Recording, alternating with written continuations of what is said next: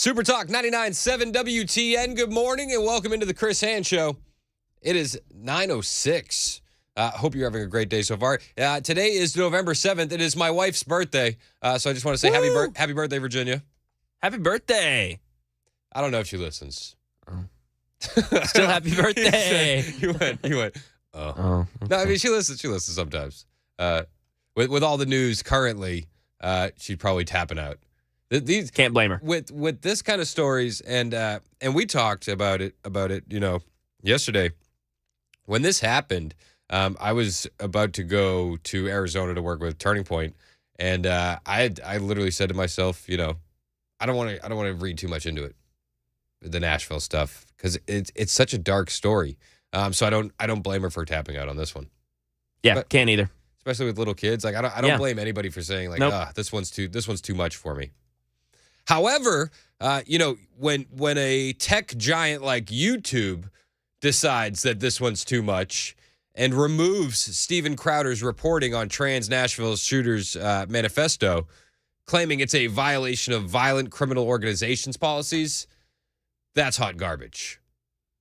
The citizen should be able to opt out of information, but the tech giant that basically controls the public square has no right to say we're opting out from you covering this. What Steven Crowder did is some of the biggest reporting of the year. He got an exclusive. It is something that we have been demanding. Conservatives up and down the aisle wanted this manifesto to see what happened with the Nashville trans shooter. And when somebody gets their hands on it and releases it to the public, that's reporting. That's what reporting is. That's investigative journalism. And YouTube decided to pull it down. Classic. This is what these big tech oligarchs do. They control the flow of information. This is from the Post-Millennial.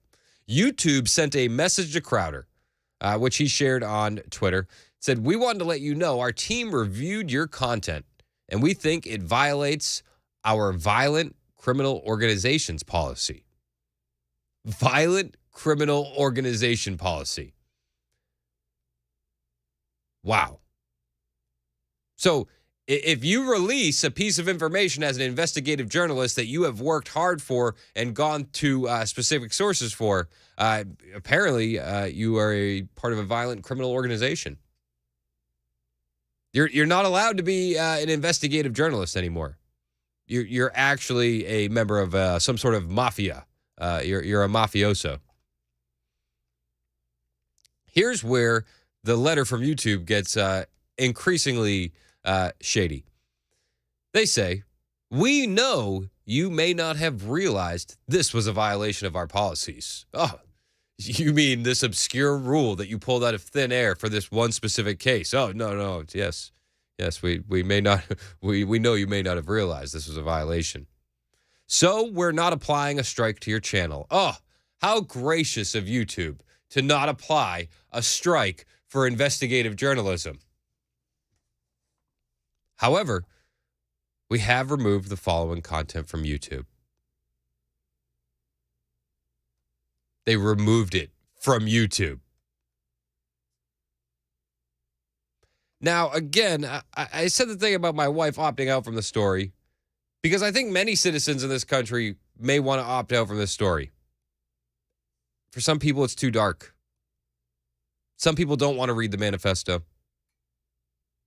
And I totally understand that, and you have every right not to. But YouTube has no right to remove actual investigative journalism. We have a First Amendment in this country, and it feels like they are protecting the shooter, Audrey Hale, in this situation.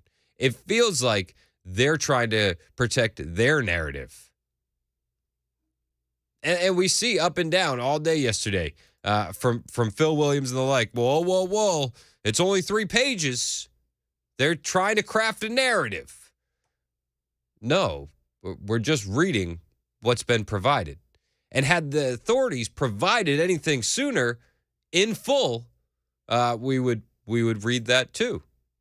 So it seems funny to me that MAGA conservatives are blamed for crafting a narrative when all we've been asking for is full unredacted information the entire time. But now it's crafting a narrative, right? This is insane. Clearly insane. And there's so much more that needs to be released. So much more that people want to see. Now, when the FBI did a search of the shooter's home, they confiscated a number of items. They have psych medical folders. They have multiple laptops, multiple phones. And some of this, I was talking with a friend of mine, and we said, wow, it feels like it's an overwhelmingly large amount of tech that was confiscated. I mean, you had a blue Samsung cell phone, white Google phone, blue LG phone, blue iPad, 2 MacBook Pros, a Toshiba laptop and charger. You had a Windows Microsoft laptop, another Mac laptop, multiple cell phones, external hard drives. So there's going to be a lot of information on that tech. But part of me wonders, is it a lot of tech, or is this just your average teenager filtering through devices? You know? Because I would assume any kid that moves away isn't going to bring their old LG phone with them, you know, or it just feels like a lot of old tech. I don't know if there's any significance to the amount of tech that they got, but they're going to go through it. They have gone through it. What were on those devices? What's on the video that Audrey Hale recorded? There's so much that the authorities are still withholding. And they're in a scramble to make sure that the public doesn't see 3 pages. Fascinating. But this is what they do. They obfuscate and they hide information. And now we're seeing even more proof of the fact that they censor conservatives. They censor information.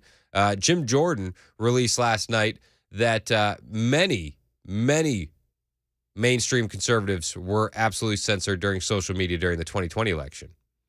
This is from a new bombshell House report.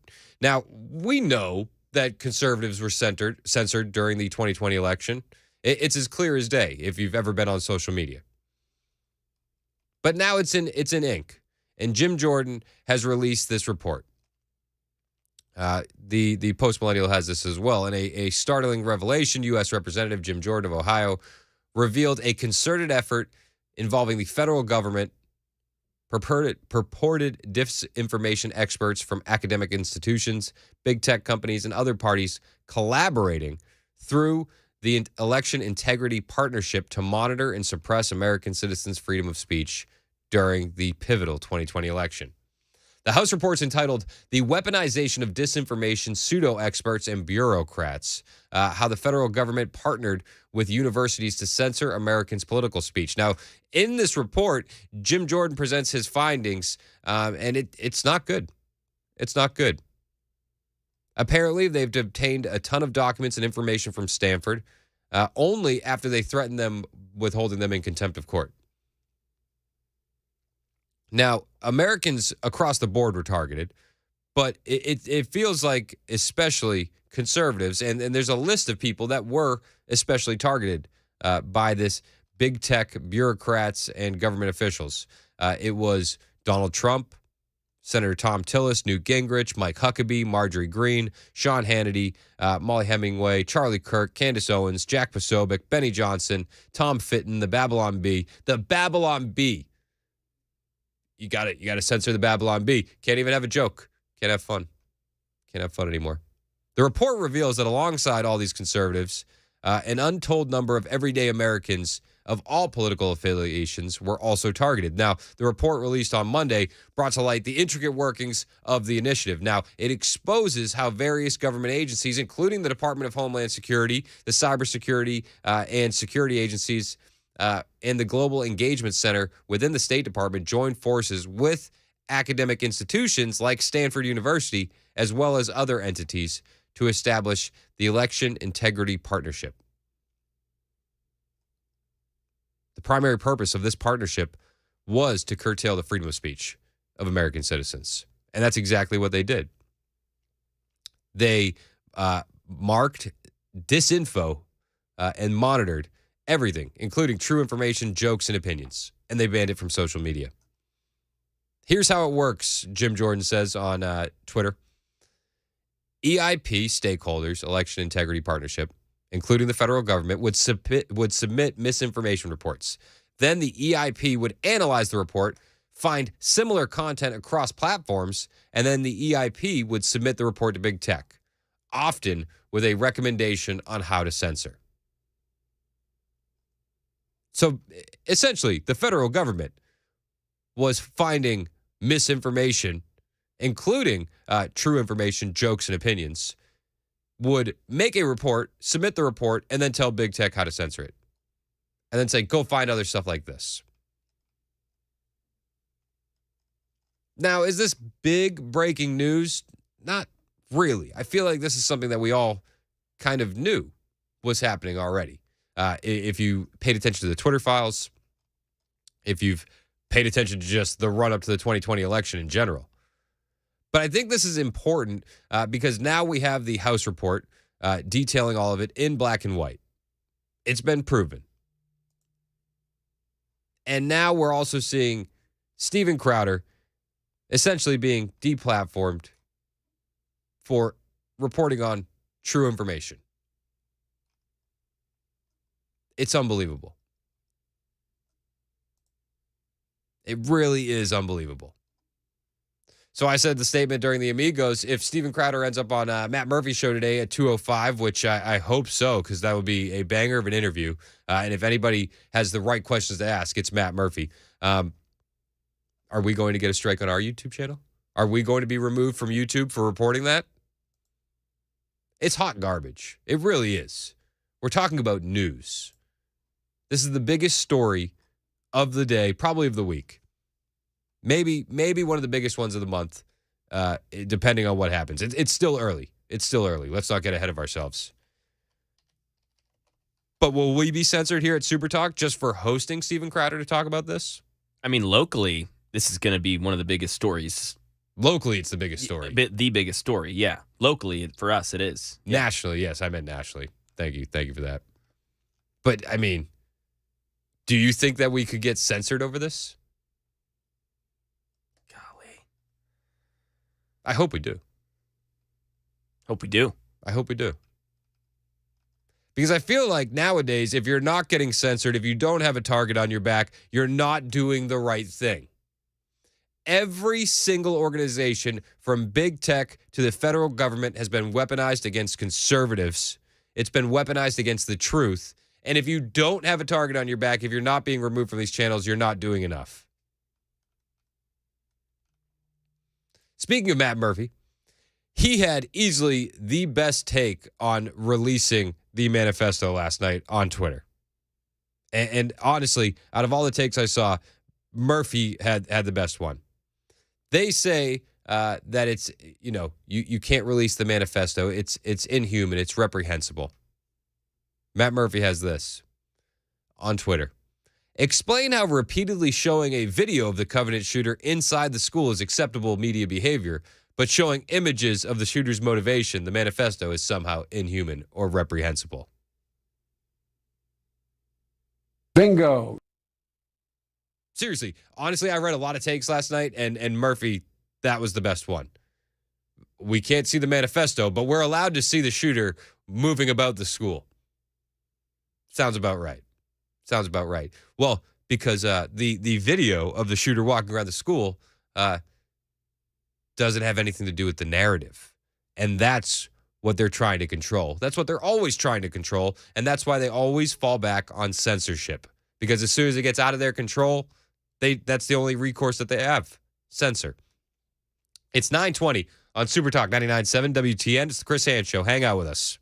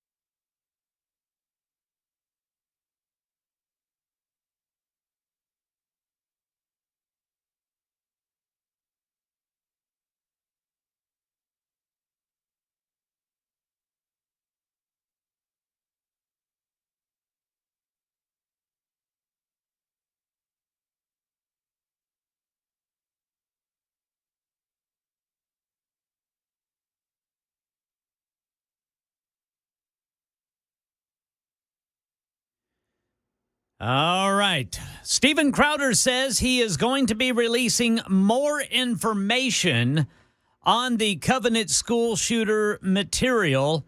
This is in addition to the 3 pages of purported writings on the manifesto yesterday. We are monitoring for that right now on Rumble.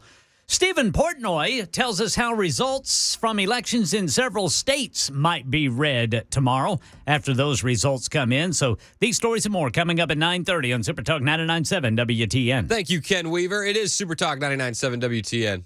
9:27. My name is Chris and Tim in the borough. You have a comment on the Nashville shooter manifesto. What's up, Tim? You're on Super Talk. Hey, Chris. First off, let me say I love your show.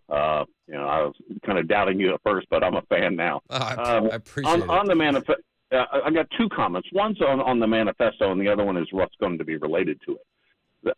The old saying is, it looks like a duck, it walks like a duck, sounds like a duck, it's a duck. Okay? You have to ask yourself what is not being told here. I think Crowder has already kind of released some information that there's a lot more information about the school involved here. Mm-hmm. This reeks of an abuse situation somewhere back when this girl was a child and going to that school. It seems to me it's related, but that's just my opinion. But other than that, this equity, internet equity thing that Congress is going to vote on next week could destroy everybody, including you.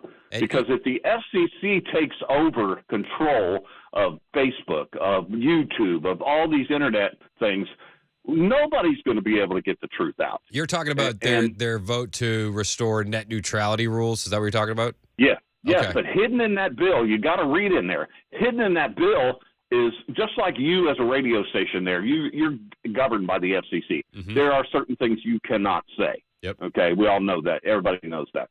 But hidden in that bill is FCC is going to do the same thing with all these entities, that they're going to take control and not allow certain things to be said. And this is communism overrunning this country. It's ridiculous. Yeah, I'm with you, Tim. Yeah. I'm with you. Thanks for the call. I really appreciate it. And thanks for giving me a chance, Tim. He wasn't sure at first. He said at first, I'm an acquired. Yeah, you've grown on him. Yeah, I'm an acquired taste for Tim in the borough. But I mean, why is the government and the mainstream media and big tech and everybody just falling over themselves to ban the Nashville shooters manifesto? Why are they taking Crowder off of YouTube?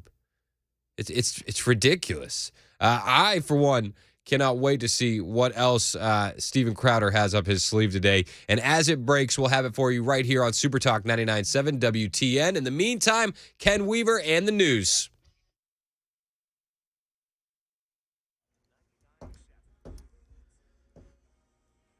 "9:30 on the dot. I'm Ken Weaver with your top stories. Checking traffic. Looks like things have improved drastically there in Sumner County, where you had a crash blocking Vietnam Veterans Boulevard. Looks like that has been cleared.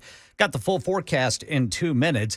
Covenant school shootings manifesto update. The Tennessean says Nashville Police Chief John Drake is out with a statement following what he calls the unauthorized release of what media personality Steven Crowder said were documents from the Covenant school shooter online yesterday. This is the statement I'm reading now, posted by the Tennessean from Police Chief John Drake. "I am greatly disturbed by today's unauthorized release of 3 pages of writings from the Covenant shooter.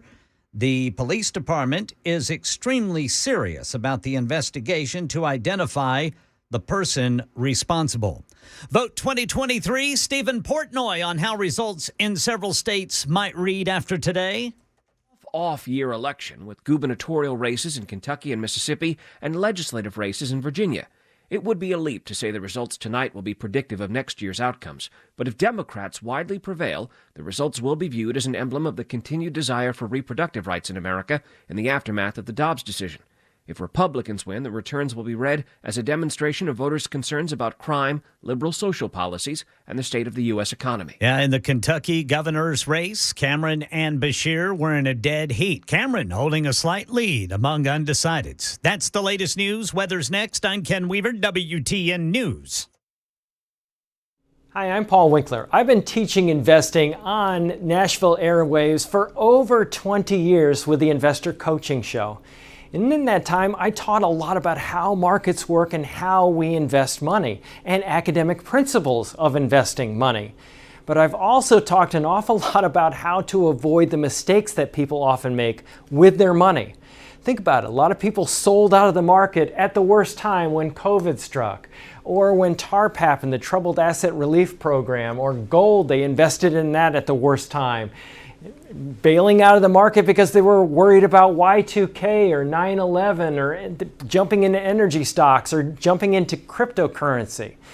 One of the things that I like to do is educate investors because I believe that the more educated you are, the more confident you are, and the more confident you are, the more successful you can be as an investor. Now, I not only do that on our radio show, but we do that in our offices around the Nashville region, 10 offices.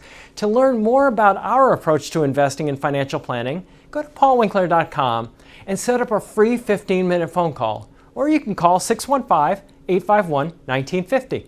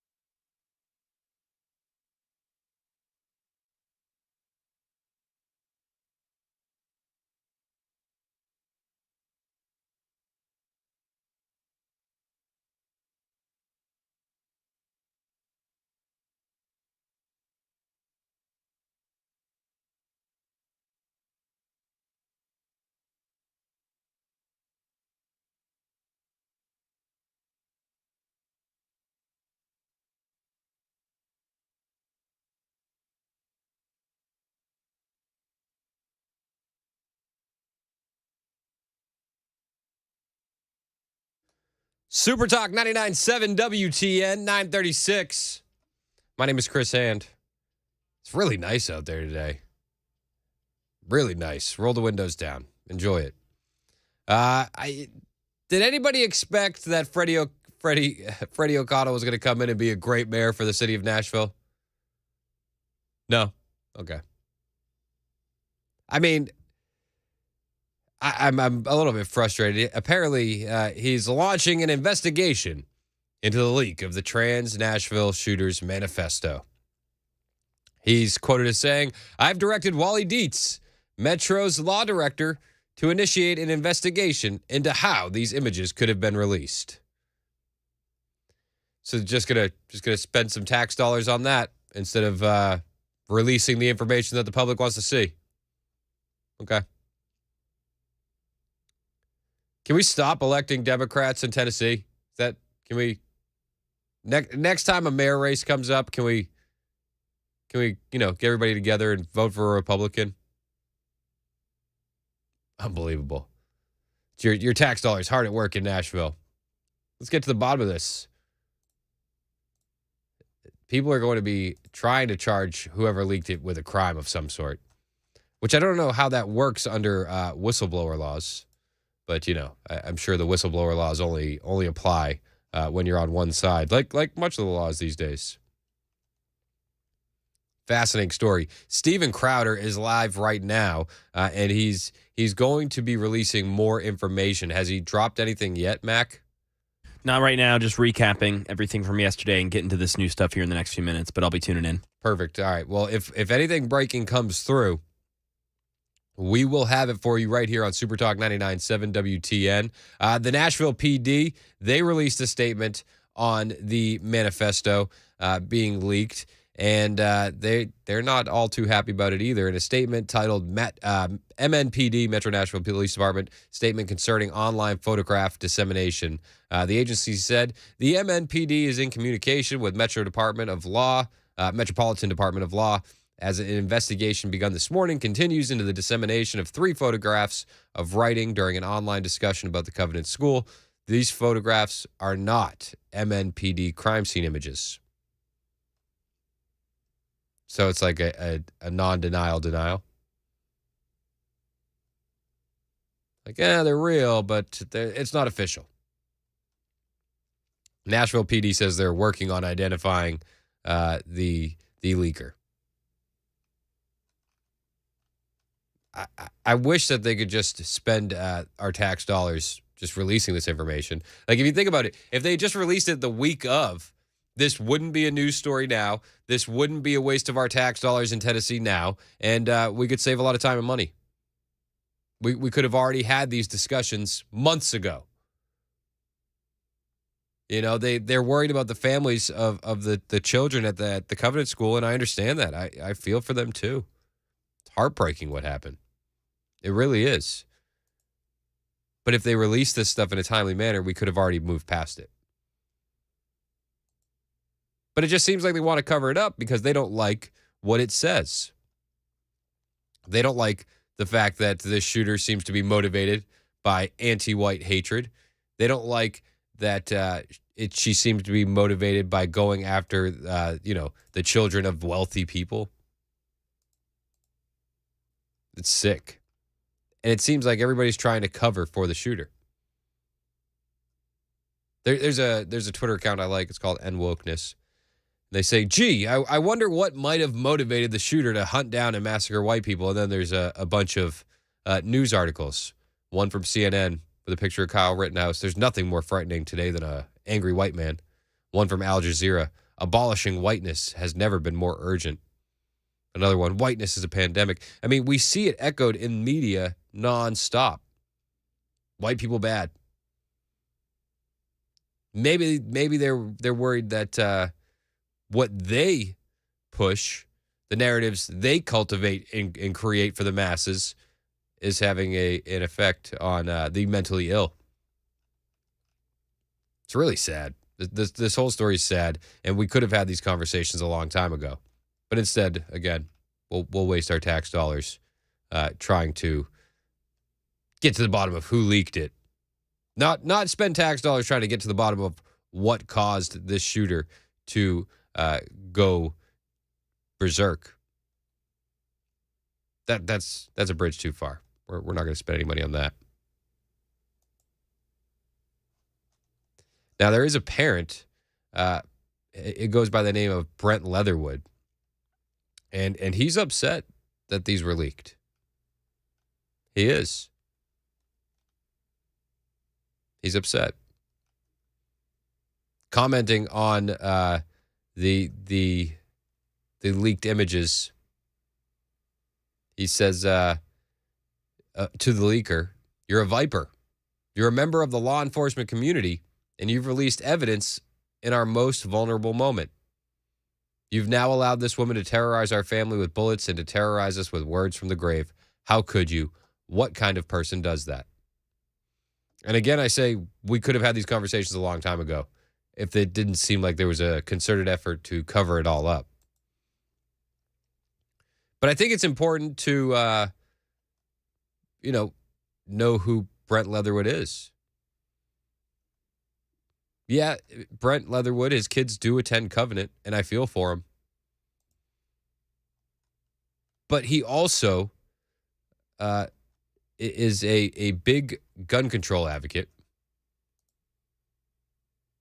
He's lobbied for gun control legislation. And I think it's important to understand that it feels like he has a narrative he's pushing too. Now, he can be speaking from the heart and be truthful and honest, and that could be his position. But it seems like he's pushing for more strict rules. He's the head of the Ethics and Religious Liberty Commission, the political lobbying arm of the Southern Baptist Convention. In that role, he's lobbied for gun control legislation, specifically citing the Covenant shooting. He urged Governor Lee and the Tennessee legislature to pass red flag laws. He dismissed the manifesto and contrast as irrelevant. I think it's certainly relevant when you read the manifesto that the killer appears to have been motivated by anti-white hatred. I think it's certainly relevant for us to learn everything we can from these writings and the recordings that could be released. And it's not just conservative radio hosts. The National Association of Police asked for these records to be released to help them in profiling potential mass killers in the future. People want the information. It's just that the people in control don't want you to hear about it because it goes against the narrative. Phil Williams has been pretty active on Twitter. And he said, these 3 pages, just 3 pages, doesn't tell the whole story. Send it all out. He wants to see it all. He tweeted yesterday, "MAGA accounts openly encouraging followers to troll me for speaking the truth. It must be a day that ends in Y." Phil Williams. That's what he put on Twitter. Cat Turd, a popular Twitter account, Cat Turd said, "Nobody knows who you are until today because you're openly supporting a mass murderer." It does. It seems like a lot of people in media are covering for the shooter. It seems like a lot of people are covering for the narrative. And people are melting down. They are. It's made national news everywhere. I'm excited to see what else Steven Crowder has today. As soon as anything comes of his broadcast today, we will have it for you. Crowder tweeted out a video of Channel 4 in Nashville. He put the words "critical mass" next to it. Did you catch this report on WSMV last night? I don't think so. All right, here it is. Breaking news this noon hour. A conservative talk show host claims he's released documents related to the Covenant School shooting here in Nashville. We know Steven Crowder is the host of Louder with Crowder. He released 3 photos of writings in notebooks. Crowder claims they're actual images of the shooter's writings. Metro Police say they are aware of the photos. They're receiving calls about them. We talked with police. Right now, they are not confirming the legitimacy of those photos. But the photos were real. The photos are real, and it's the Notebook. Now, our chief investigative reporter, always glad to have Jeremy Finley on with us. You've actually been reaching out to people throughout the city all morning. So what have you learned? What are you hearing right now? So what all of us are doing is we're watching our phones because Metro Police, when they authenticate information, they put it out on Twitter, what used to be known as Twitter. Right. And I literally just checked moments ago. There is nothing new about this because there is so much at stake here, right? We've talked so much about the fact that there have been people that have sued to get these writings, and Metro Police has not released those writings, citing those lawsuits, not wanting to release that. We know that they have said, the Chief Drake himself has said, that so much of it doesn't make any sense. And so we have to be absolutely careful with what we are reporting is absolutely authentic. But we do know that a short while ago I was able to reach out to the attorney who was representing the family of the parents of the school shooter. He writes, I represent Mr. Ron and Mrs. Norma Hale. We have never seen the manifesto at any time. We're not in a position to authenticate these pieces of paper. We have absolutely not released anything, but we certainly did not release this. It's inappropriate for me to make any further comment about it. So it seems like everybody's kind of melting down over the release of it. You know, Phil Williams goes on Twitter, says, oh, these 3 pages are extremely misleading. Extremely misleading. Release everything. Release it all. I want to see the video that Audrey Hale recorded before she went into the school. That's what I would like to see. I want as much info as I can. You know, yesterday when this leaked and we were live on the air, the dad in me is reading it and going, this is a tough read. And it is a tough read. When you look at the Notebook, it says, can't believe I'm doing this, but I'm ready. I hope my victims aren't. It's the writings of a sick individual. But we don't know enough yet. We need to know more. What did the toxicology report show? Was there testosterone in this person's system?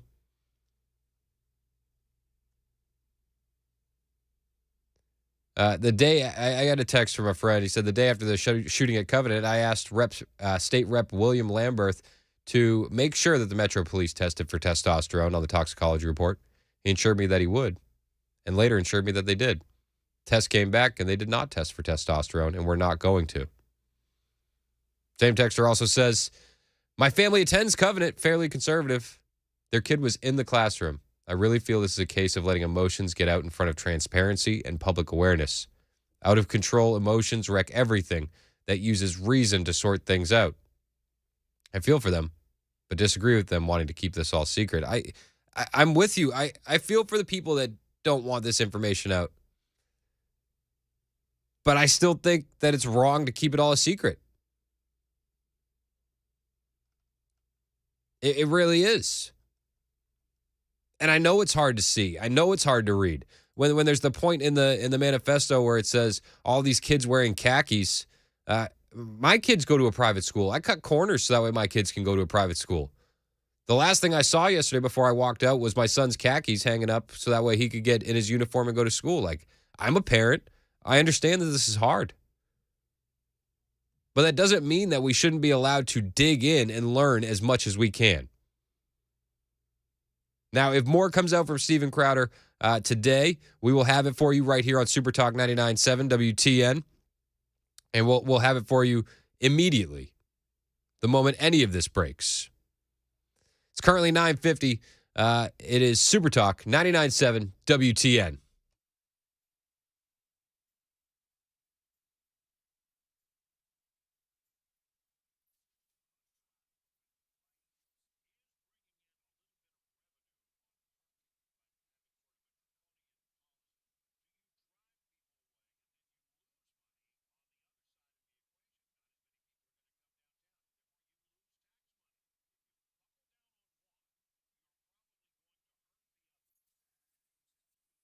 Hey, it's Chris Hanford, my friends at Paul Winkler, Inc. Me and my wife, our 4 kids, we had to plan for the future, but we didn't have a plan. And we got 4 kids. It could get expensive in the future, especially in this economy. And if any of the kids want to go to college, hopefully we pay for weddings. So that plan is important. Now, not having a plan, we knew we needed one. And, I was a listener of Paul's radio show since I moved to Nashville. I was familiar with him. He seemed like a smart guy, but when I got to meet him, I was convinced that Paul was the guy for the job for my financial future. Now, because Paul and his team hold themselves to a higher level of fiduciary standard than is required, I have to tell you that I'm paid every time this commercial airs, and that's the truth. But that's not why I decided to become a client of Paul's. I decided to become a client of Paul's because he could explain things in a way that a guy like me could understand. That's huge. They provide me with so much education, and their investment education is evidence-based and backed by Nobel Prize-winning research. These guys know what they're talking about. Every office is run by a degreed planner, and none of the offices do anything on commission. That's massive for me. Nothing is done on commission. So that way, when they're telling you a decision to make for your family, you can be sure that it's for your family and not theirs, because nothing is done on commission. If you don't have a financial plan for your future, I suggest you link up with Paul and his team. Again, every office is run by a degree planner with over 20 years of experience, and you can feel that difference between Paul's team and the rest because experience equals confidence. So do what I did. Talk to one of his team members. You can set up a complimentary 15-minute phone call on his website, paulwinkler.com. That's paulwinkler.com, or call 615-851-1950.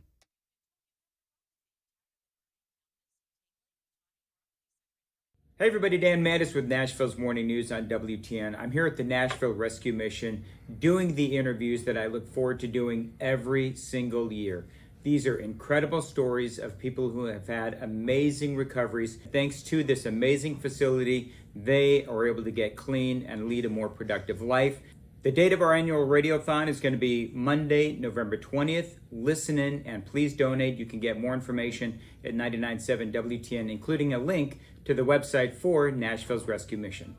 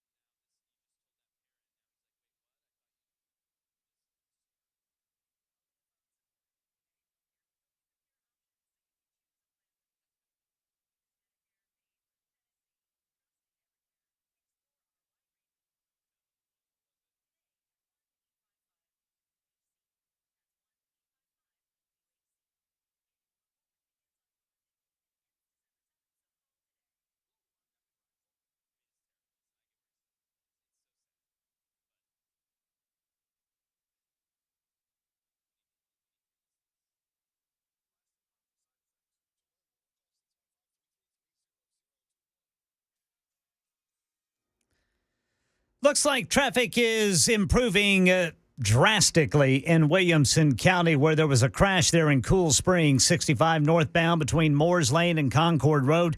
That delay only 12 minutes now. And hear what Metro Police Chief John Drake has to say about the release of writings from the Covenant school shooter. That's at 10 on Super Talk 99.7 WTN. Thank you, Ken Weaver. All right, Joe is hanging on the line, and I do want to get to Joe. We don't have enough time to do it right now because I want to give Joe time to talk. But Joe is against the manifesto being released. Doesn't like it. Correct? Yeah, doesn't like the fact that this shooter's getting airtime. Okay, well, listen, if you disagree with me, you go to the front of the line. So, Joe, we're going to take your call next. Plus, we have more that's coming out on the Nashville trans shooter. Apparently, Steven Crowder's live. He said he was going to bring new information. Doesn't seem like he's brought anything new to the table yet. If anything new becomes available, we'll have it for you right here on Super Talk 99.7 WTN. In the meantime, Ken Weaver and the news.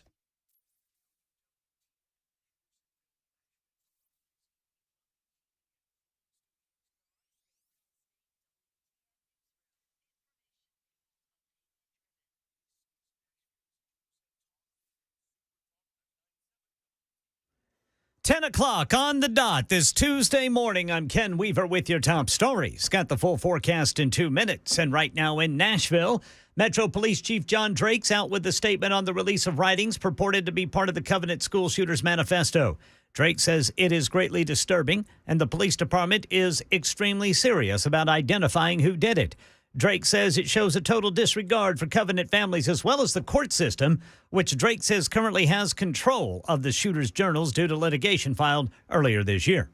Vote 2023, Stephen Portnoy on how results in several states might be read. It's an off-year election with gubernatorial races in Kentucky and Mississippi and legislative races in Virginia. It would be a leap to say the results tonight will be predictive of next year's outcomes, but if Democrats widely prevail, the results will be viewed as an emblem of the continued desire for reproductive rights in America in the aftermath of the Dobbs decision. If Republicans win, the returns will be read as a demonstration of voters' concerns about crime, liberal social policies, and the state of the U.S. economy. Yeah, in Kentucky's governor's race, Daniel Cameron, the Republican, and Andy Beshear, the Democrat incumbent, are in a dead heat, according to the latest polls. Cameron, though, holding a slight lead among undecideds. Federal prosecutors in Massachusetts just announced the results of a raid on a house last week. Acting U.S. Attorney for District of Massachusetts Joshua Levy says they found more than 200 pounds of suspected drugs, including around 10 pounds of what appeared to be fentanyl-laced heart-shaped candy. There are more doses seized in this one house in Lynn than there are people in Massachusetts. And the street value is close to $8 million. Yeah, the bust came after 2 months of surveillance on this house, which served as a boarding house. And upstairs in 2 units live several families, including young children, who police worry could have been exposed to those dangerous substances. That's the latest news. Weather is next. I'm Ken Weaver, WTN News. Today's show happened because I saw a comment. He said, why don't you do something on doves and dove fields and how to find them and things like that. So yeah, all right. Good idea. It's past the opening day, but like you said, it can work. Yeah. Because the season is long. It runs for 90 days, and there's 3 segments, so we're going to cover all that today. Let's rattle off the season. September 1 through September 28th is the first segment of Dove, and then October 14th through November 5th, and then December 8th through January 15th. 15 is your bag limit. So September 1 is opening day, and that's at noon in Tennessee. September 1st has been one of those days. I mean, you'll see guys. I mean, they'll take off work. Have big cooking and getting together with friends, and it's kind of neat to see. Yeah. Historically, it's a huge social event. I'd say the majority of the hunters probably hunt opening day, opening weekend, and then won't pick up a shotgun until next year. So, we have 2 other segments besides this one. Running in October, and then even all the way through January 15th. There's a lot of opportunity throughout the year. On our website, tnwildlife.org, on our homepage, you can click the button there to dove hunting info and fields is what the button's titled. It's got all the information on dove hunting. You can find the fields there. So let's talk about how to find a field. You click on Region 2, it pulls up the options that are available, and get down to Bark Camp Barrens, and you see it's open statewide. So the hunting's not over there. There's still opportunity. Even though we had a big opening day, let it die down a little bit and get back in there. You're going to have some good hunting, I think, there, sounds like, anyway.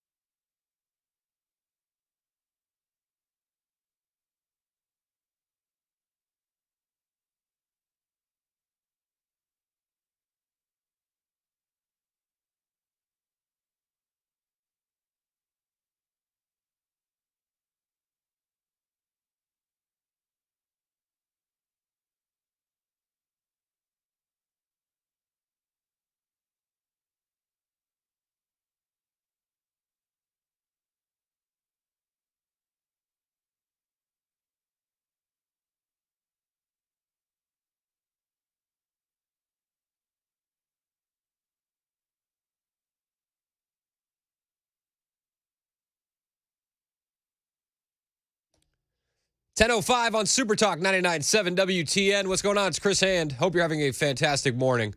Don't forget, at 10:35, investigative journalist Nick Sortor will be on with us to talk about the 4 pages worth of inventory that the Nashville PD was able to secure after executing a warrant on Audrey Hill's home. 4 pages worth of inventory that we've seen practically none of. Nick believes that the public deserves to see it all. I tend to agree with him. We're going to talk about that with Nick when he joins us at 10:35. Nick is the same guy that was over in Hawaii doing a lot of the reporting from Lahaina. Nick is solid. He was receiving death threats and being followed around Hawaii nonstop because of his reporting there. And like I said earlier, if you don't have a target on your back, if you don't if you're not getting at least a couple enemies, you're not doing enough, it feels like, in this current climate. But some people disagree. Some people don't want this manifesto released at all. And I think that's I don't think that's the right opinion to hold, but I understand why people hold it. I do. Now, Joe, on line 1. Joe, you've been holding for a minute, and I just want to say thank you so much for being patient with me, Joe. And you don't necessarily agree that the manifesto should have been released? Well, I mean, I guess it's a 2 or 3 part question, Chris. How you doing today, by the way? Good, man. How are you? Man, I'm blessed and highly favored. I'm riding around like I always do when I talk to you guys over here in Arkansas today, and my head's always on a swivel. I'm ex-military, which we've talked about before. Yes, sir. And I mean, I'm always prepared at the truck stops. I had a receiver this morning tell me down in Birmingham. That's where I'm headed after Jasper. I got to go to anyways. He told me, no, you don't want to stay here. And I said, why? Is it the hood? And the hood doesn't have a color attached to it. It's just a bad part of town is the way I look at it when I ask those questions. Long and short of it is, he said, no, you don't want to stay here. It's a bad part of town. I said, okay, well, then I'll find someplace else to stay till morning. My question to you would be is, what good is it doing? I mean, I could care less one way or the other whether it's released or not. I don't read stories about Jeffrey Dahmer, John Wayne Gacy. I mean, you see them on TV, things like that. Mm-hmm. But I'm not into hanging out with transgender people with guns. They've already got issues anyways if they want to take off their body parts to be somebody else. I don't hang out with – I mean, I witness to people about what God says to me to talk to folks about. And if they don't receive it, I step away from them and I start watching them because I'm careful around non-Christian people, liberals or transgender people, homosexuals, anybody that might cause me harm or have an agenda with their opinion to change my mind. My question to you would be, what are you as a television a radio host or Matt Murphy, and you guys always have you always end up getting the last word, so I'm going to finish it with what my question is with a statement. What is it that you guys are going to do about it when you have the information? I hear a lot of talk. I listen to you guys every day. I love this channel. I love you got all of you. Matt, Ken, everybody. I listen from 5 o'clock in the morning until Mark Levin at night and Ben Shapiro sometimes if I'm still running. I love this radio station. I get a lot of news and a lot of information from y'all. But what is good of beating this girl up that's obviously deranged? She went into a school and killed a bunch of people, beating her family up over it, or putting the families of the school people. And what are you going to do about it with the information? How is that going to prepare you as a radio host and all the people out there listening? How is that going to prepare you? What is it going to tell you about yourself, your surroundings, where to be, where not to be, how to handle yourself in a difficult situation from reading or broadcasting the morbidity of all of it? I mean, the morbid nature of her choosing to go nuts and walk into a school and kill a bunch of people. I mean, what are you guys going to do about it? So for me, and I understand the freedom of information, but if you're going to read it, that's one thing. Freedom of information aside, for me as a parent, I want to know warning signs. I want to know what red flags were in this girl's life. I want to know who intervened, when they intervened, what the intervention was like, what the lack of intervention was like. Did she speak to school counselors? I want to know everything because until I know everything, I don't know what I can learn from it. Do you understand? But I understand. I have 4 young kids. I want to know how did she plan to get into the school? Why did she go and check out and see if the security officer was there? You know what I mean? Like what made her park in the designated parking spot that it said in the manifesto, which we wouldn't have known until we had the manifesto. An example of what I'm asking you, Chris, is I had I bowl, I play softball, I played sports my whole life. Yeah. My son actually lives in Maine. My bowling ball that I carry around in my truck, so when I catch a bowling alley, it has a place for me to park my big truck that I can go bowl a few frames. My bowling ball in this truck was actually drilled in spare time. What information from spare time from that guy's manifesto would I have learned that would have kept me safe from going in there and getting a bowling ball drilled? Well, I mean, you see what I'm saying? That's my question. I mean, the overall question is, what can you warning signs in your own children? Maybe. I mean, I don't know what or in friends' children, or learning about the weaknesses in the school and how that was exploited. I think we can learn a lot. I really do. Again, I would go back to the manifesto where she's talking about parking in a designated parking spot. I want to know about the interactions that she had with the principal back in the day, the interactions that she had with security. There was a lot of warning signs in this girl's life. Why were they ignored? How were they ignored? And right. I get where you're at. Like, is it going to keep you? Are you, Joe, going to be safer reading this manifesto? I mean, probably not. But as a dad with 4 young kids, I want to learn as much as I can about what motivated the shooter versus what they said motivated. I mean, think about this. In March, they were claiming that Audrey Hale was a victim of transphobia, and the rumors were that she didn't like Christians. Now, because of the manifesto, it's learning more that her motivation was anti-white than anything else, and we wouldn't have known that until we read the manifesto. Right, but how does that help you to prepare with another person that's anti-white?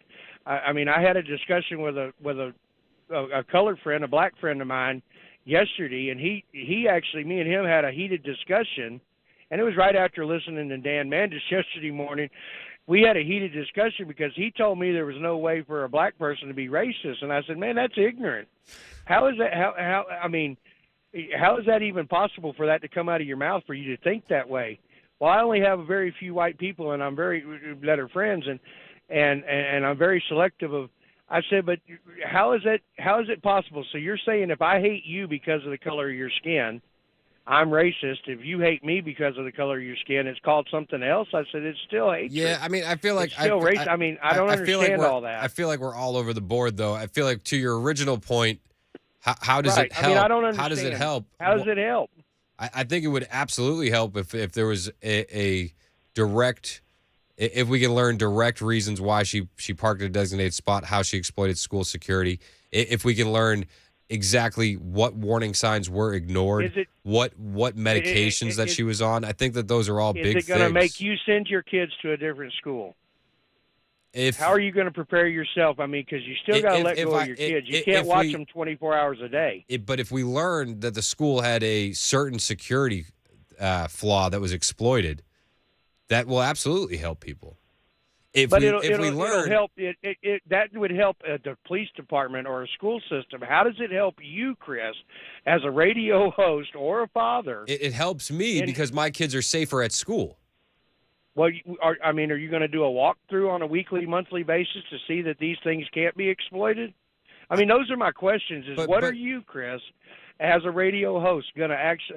But you're asking, am I going to go through the school and do a weekly walkthrough? It's like, well, that's the school's job. But if the school learns something from that and they're more safe because of it, then the school needs to know about it. You don't need to know about it. I don't need to know about it. I think the public at large needs to know about it.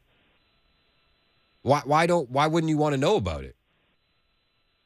Like what exactly is keeping you from wanting to know about it? And also, if it is released, nobody's going to force you to read it. Like, you can choose to not know about it at the same time. Right. I understand that. I mean, but I guess that's the sum of the question right there.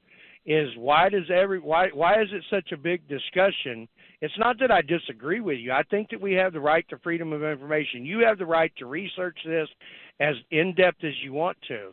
But to carry the broadcast all day yesterday, all day today so far about this same subject when there's other things in the world going on, and let those poor kids at Covenant let their families mourn. And if you want to read I feel you. I feel like they should have released this first week so that way we could have already moved past it. That being said, this is the biggest story in Nashville today. So I don't know what would you rather me cover? Oh, I don't know. I'm just listening, scratching my head, going, man, I don't understand what you're going to gain or I'm going to gain from that information. Well, I have kids and grandkids as well, but I mean, well, I think if parents can learn red flags and warning signs, even if it's not my kids, if it's another parent learning a red flag or warning signs, it makes all of our kids safer at school. If a school can learn that a security flaw is exploited, it makes all the kids in that school safer. I really do appreciate the call, Joe, and I appreciate you listening all the time. I feel like we're gonna just agree to disagree on that one. Let's go to Robert in Nashville. You're on Super Talk 99.7 WTN. What's up, Robert? Hey, how are you, Chris? Good, man. How are you? Good. Just kind of piggybacking on you and the last caller. It's not that either one of you are wrong, and I'm a father as well, and there's maybe certain things that I do want to know just for my kids' sake, safety-wise. The argument that, we need to know for the security of the school, I'm going to tell you this, firsthand knowledge.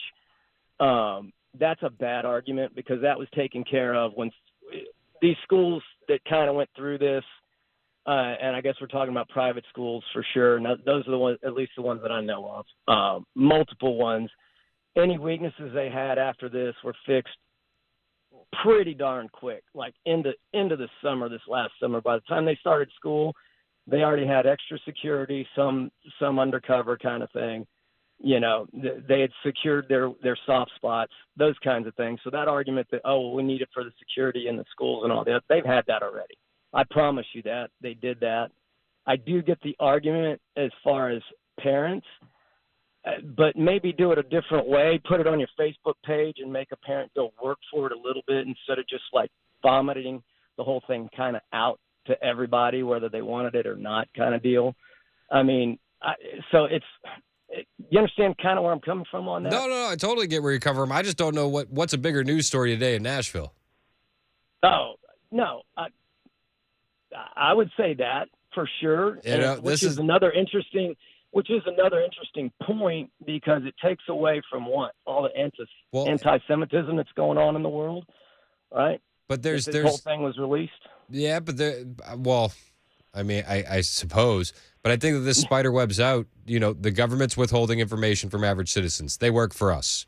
They've been doing that. They shouldn't be. They've done that for years. I pointed out a story earlier. They collude with big tech to censor Americans. YouTube has removed all the reporting about this from Steven Crowder off of YouTube. Like it feels like a cover up, and I want to know why. I agree with you totally. Agree with you totally. But at least if you get it out, and I'm not saying it shouldn't be out there, but make the people that really want to know, make them work. Just go to the Facebook page. And but there were people that really wanted to know about the Hunter Biden laptop, and that got censored. And look where we are now. That's fair. That's fair. You know, I guess that's fair. Yeah. I mean, it's a tough situation either way. It's tricky. I'll tell you that. Hey, that's kind of what I wanted to put into you. I get what you're saying on the father side and the family side, keeping your kids safe. The argument for the schools, I promise you, bro, they took care of that. That was done. I don't know. There's still no SROs in schools in Nashville. So I mean, that's Metro. But there's a lot of that's a different beast. But there's a lot of schools that could probably still learn from what's being released. Do you know why private schools are so successful here in Nashville? Because of Metro. Yep. Thank you very much. All right, have a great day, man. Thanks. Thanks for the call. Bye. It's Super Talk 99.7 WTN.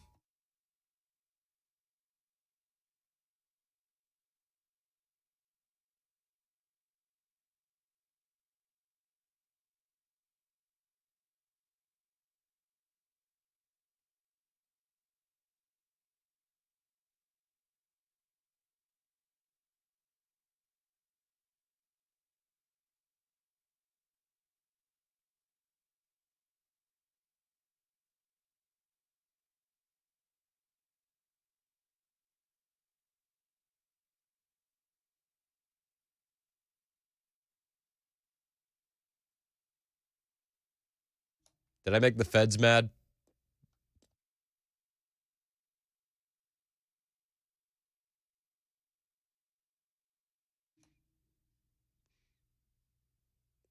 Did I make the feds mad? What happened, man? I don't know. Everybody's saying We just went silent. the feds interrupted your broadcast. That's what they told me on the super text line. Hey, you said that was a good sign. All right. Yeah, it is a good sign. That's what you All wanted. right. 1020. It's Super Talk 99.7 WTN.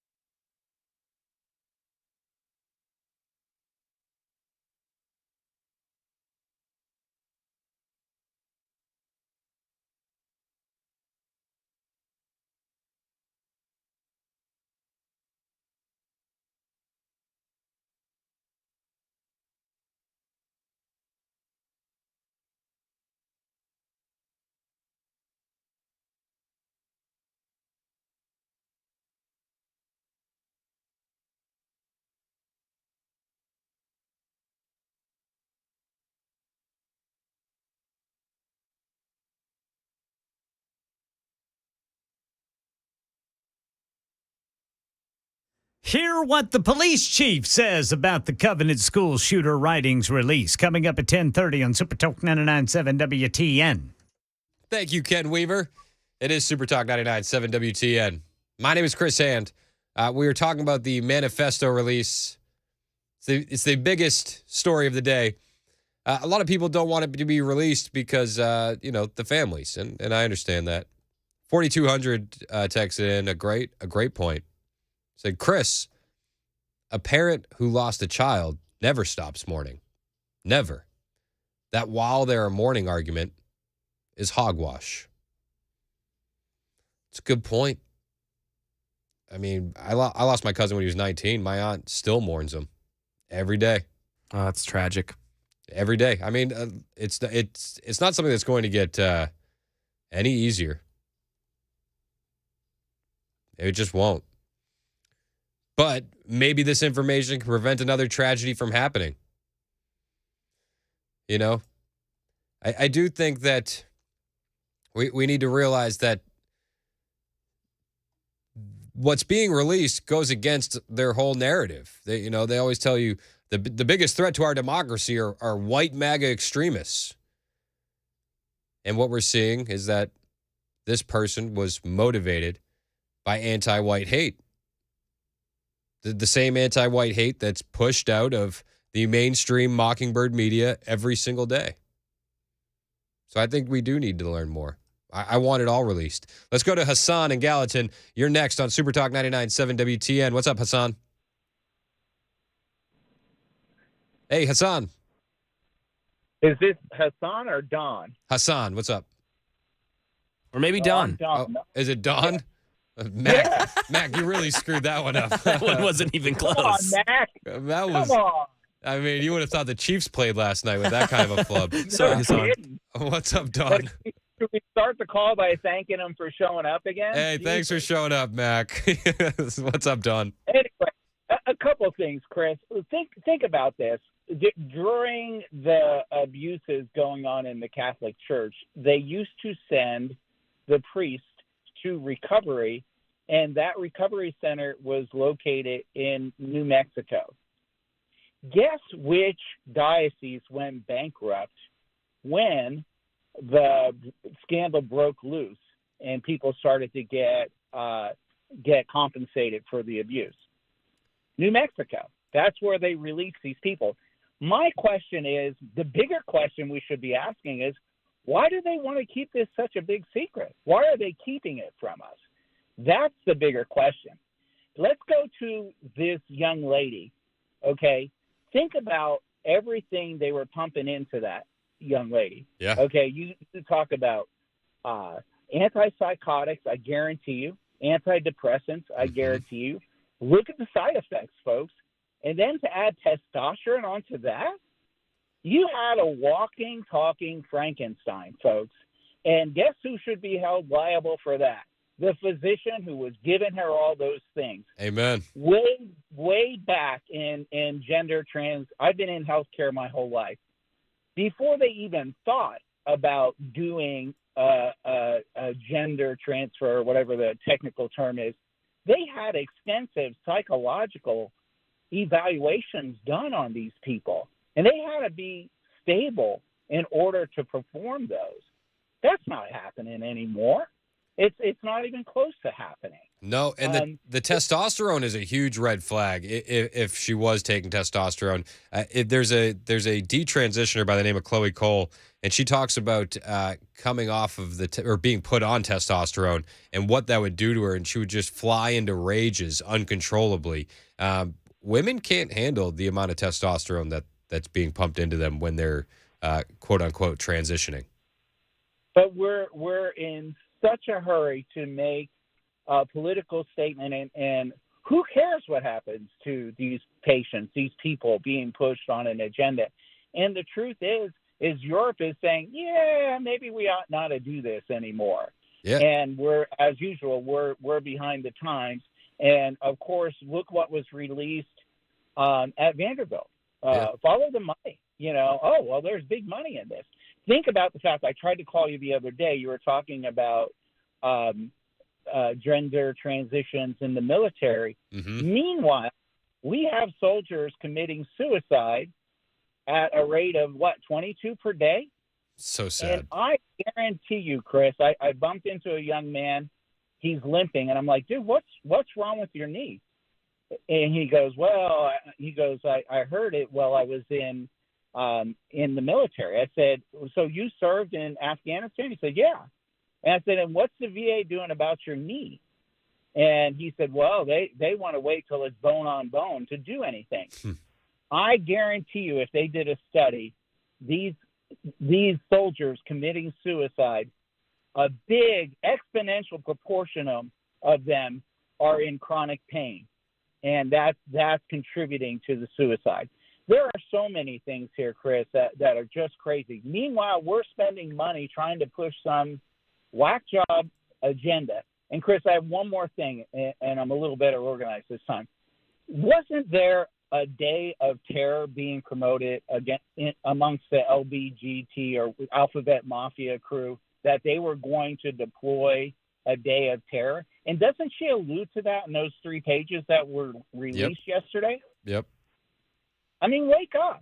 Yeah. And I guarantee you, if she uttered 1 ounce of support for MAGA in any of her manifestos, that would be the headline. You're absolutely right, and they would run with that headline. Hey, thank you for the call, Don, or Hassan, if I'm listening to Mac. I really appreciate you, as always. We do have Nick Sortor joining us next on Super Talk 99.7 WTN, but first, Ken Weaver in the news.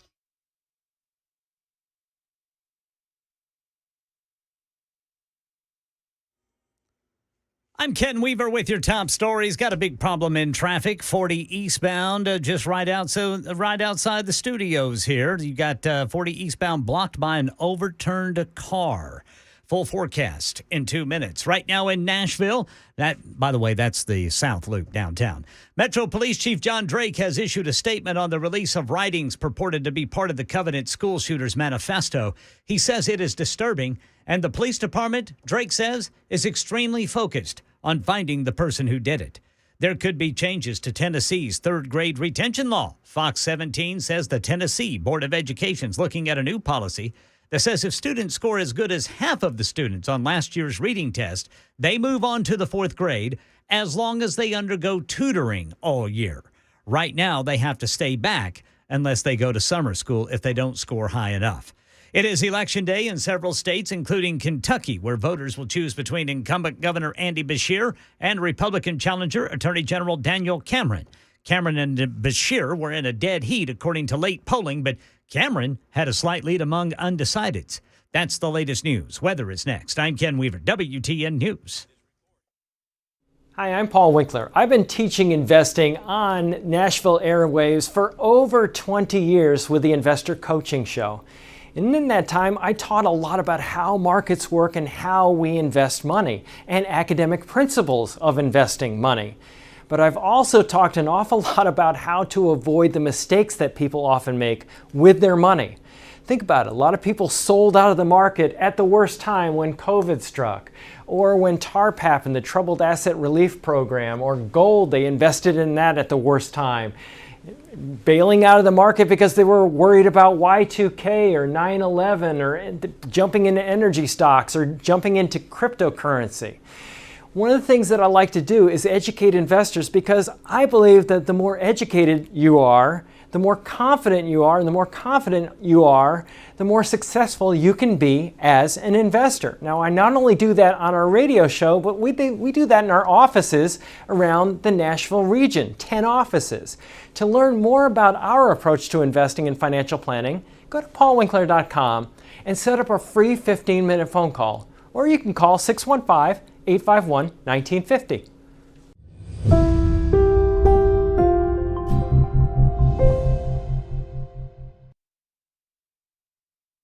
Today's show happened because I saw a comment.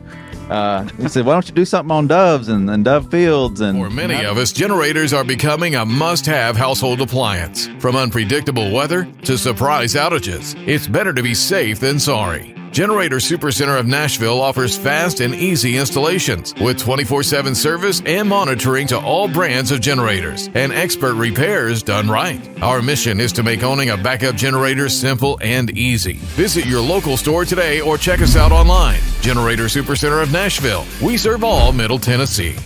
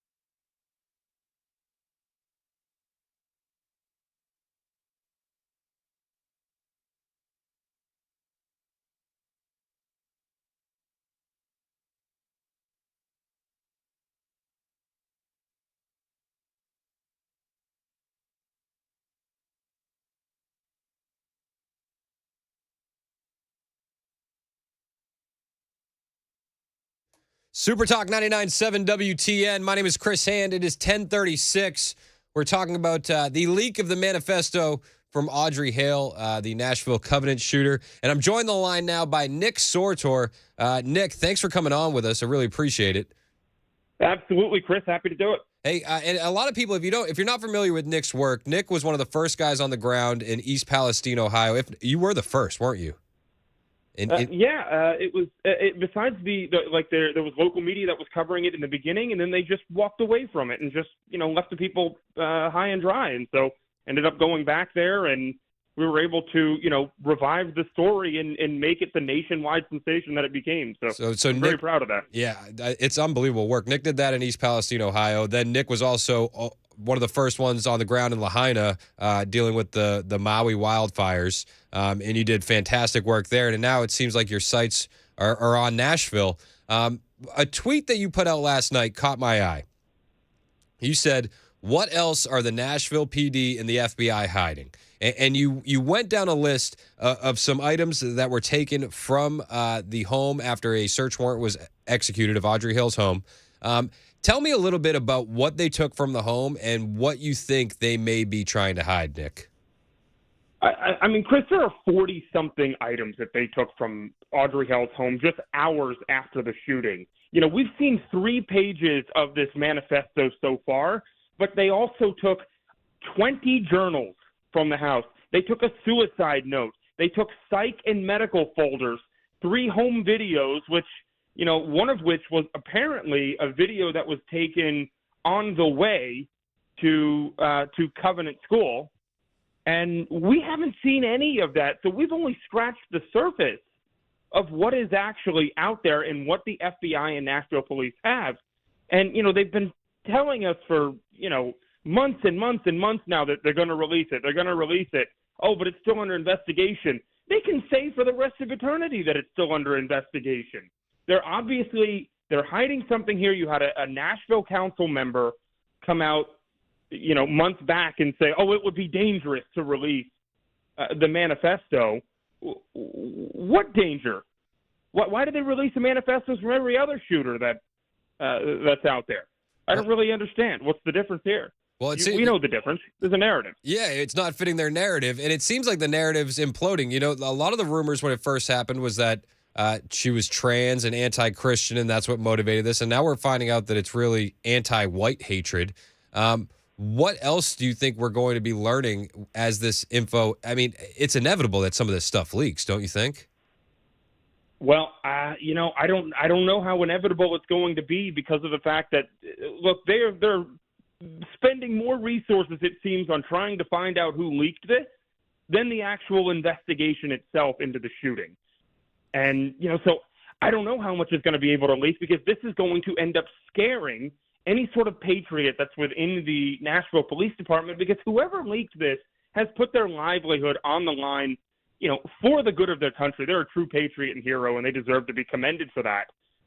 However, they're using scare tactics on us now. Have you heard anything about the officers that leaked the manifesto pages and what that investigation looks like? No, but what we have heard from the mayor's office as well as MNPD are saying that they are working together to investigate and try to track down whoever did this. That was the most hard-hitting statement that they've put out in a long time. And, so luckily I don't know anything about the officer, which is good because I've been, digging and such. And Stephen Crowder, who actually received the leak, and, he hasn't revealed any information either, which is perfect. That's exactly how it should be. Now, basically what's going to happen is the federal government, I've seen this happen in the past, the federal government cannot legally force you to reveal your source, but they try to scare you or, charge you to the point where you're going to end up in bankruptcy with the amount of legal fees you're going to pay, and you end up feeling compelled to give over information. I have faith that Stephen Crowder won't do that, but that's worked on other journalists in the past. Interesting. So you think they're just going to bring the full weight of the government against Crowder because of this? Yeah, absolutely. Absolutely. Because, the federal government, they have unlimited resources, it seems. They really don't, but they think they do. No, they just make they make the money machines just keep printing. That's it. So thank you. We're on with Nick Sortor, who's an incredible journalist. We're talking about the Nashville manifesto leak. Now, Candace Owens is on Twitter saying that she's gotten word that 2 police officers could be fired as soon as today. Crowder apparently is disputing that on his show currently, and it seems like they are going to be getting to the bottom of this very soon. Do you think that there will be criminal charges against the leaker if they are able to prove who did this? I think that they will throw any sort of charges at the leakers that they can possibly even, partially make stick, or to the point where they'll charge them with so many things that they end up, are compelled to take a plea deal. At this point, when you're federally charged with something, it will probably end up being federal charges as well, because the FBI was also in control of the manifesto. And when you bring federal charges against somebody, that is a terrifying thing with their conviction rate of like 97.3%. And it intimidates people into taking plea deals that, for crimes that they didn't even do. So, they've got a lot to worry about here. What about whistleblower laws, and how could that protect these individuals? Because I feel like it's always okay to be a whistleblower as long as you're blowing the whistle on the right side. Right, exactly. Yeah, so the whistleblower laws apply to one side, it seems. And, constitutionally speaking, a journalist is not compelled or cannot be compelled to give up their source. Okay, now they've tried to pass a bunch of statutes and stuff, talking about national security and whatnot, and trying to, use unconstitutional laws like that in the past. Luckily, the Supreme Court has affirmed that journalists have the right to protect their sources. But as we both know here, the federal government plays by their own rules. So, I don't expect them to play by the Constitution this time either. No, the federal government does federal government things. Now, what else do you think we're going to be learning in the coming days? I mean, just back in early March, late March when this all went down, again, we thought that this was a trans, they were saying that she was a victim of transphobia and that she was going after the school because they were Christian. Do you think that we're going to learn any more about the motivation, or do you think that basically what we have now is what we're going to get? I think it's going to be a while, Chris. And the reason I think, unless there are officers within, because keep in mind, the National Police Association is also suing the city of Nashville over this, right? Yep. And, that's huge. And, so there might be officers that feel empowered after that. If, like, say other fellow officers are charged, in this case, they might even maybe feel like a patriotic duty to give us some more information. I can't be too sure about that, but I truly don't believe, because I've covered government cover-ups, all year long. There's been a hell of a lot of them, such as, East Palestine in Lahaina and the fires out there. They will go to every single length that they can to cover up a story, no matter how much you push, no matter how much you have to uncover it yourself. I don't believe that they are going to be the ones to release anything. If anything else comes out, it's going to be from leakers. Why do you think they want to cover it up so bad, Nick? It doesn't fit the narrative that politicians have been pushing, that entertainers have been pushing, that our kids are being taught in schools. This DEI crap, the CRT stuff, a bunch of racist, anti-white garbage. It totally it destroys all of that. If you see a mass shooting from somebody that's supposedly anti-black or anti-gay or something, you hear about that, and you hear about the manifesto or statements that person made immediately. What's different in this case? That seems to be the only thing that I can find.